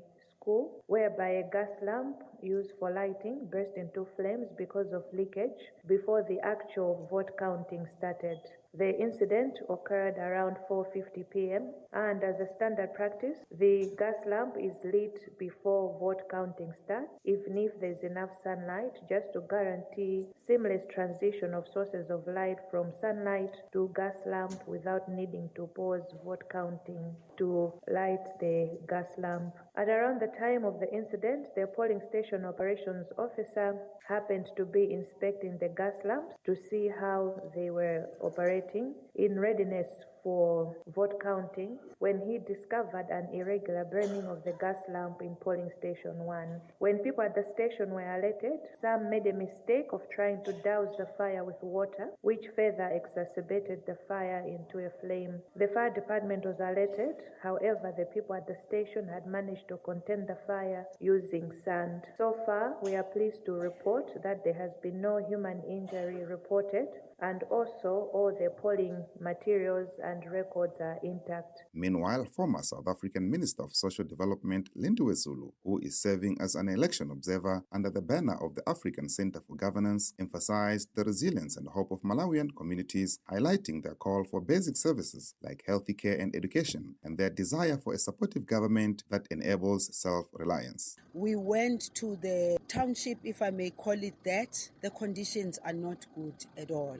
But the people still have hope, and they still believe that the leadership that they will choose will focus on their needs. The people we met spoke about their needs, simple basic needs. issues of schooling, issues of health, issues of conditions under which they live. And what I liked about the communities we went to, we found people who were saying we want to do things for ourselves. All we are asking for is for our government to help create a conducive environment for us so that our children can go to school, so that our children can have uniforms, so that the diseases that some of the children have can be addressed, because they were complaining about the fact that there are no medicines. She raised concerns about inadequate polling station infrastructure, as many voters were left to cast their ballots under the scorching sun without any shelter, a widespread issue across Africa that disproportionately affects the elderly, pregnant women, and persons with disabilities who are forced to stand in long queues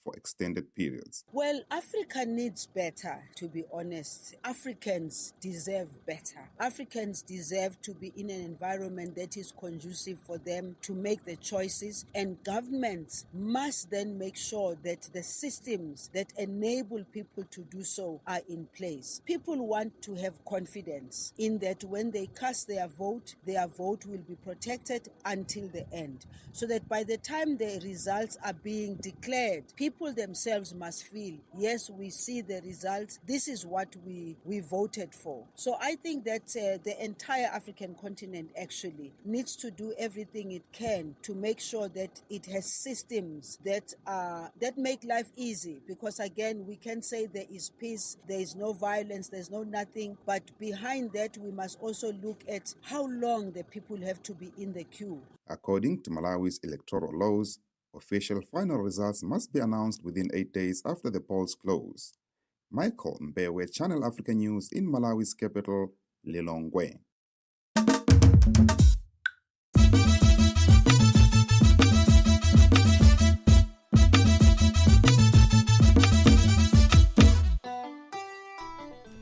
That's how we come to a close of Rise and Shine on the 17th of September. It's Wednesday. Have a happy one. And that's from me, Asanda, Beda, and...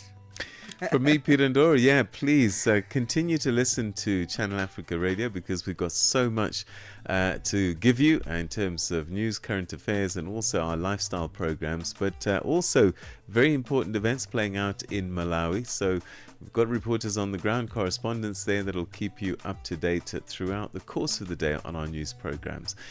From the team here, though, stand by for the news, and after that, of course, we'll be on the move with Palesa and Benjamin. But the time now is exactly 9 o'clock, which means it's time for the news with Jwalane Tulo Ngwepe. Have a good day.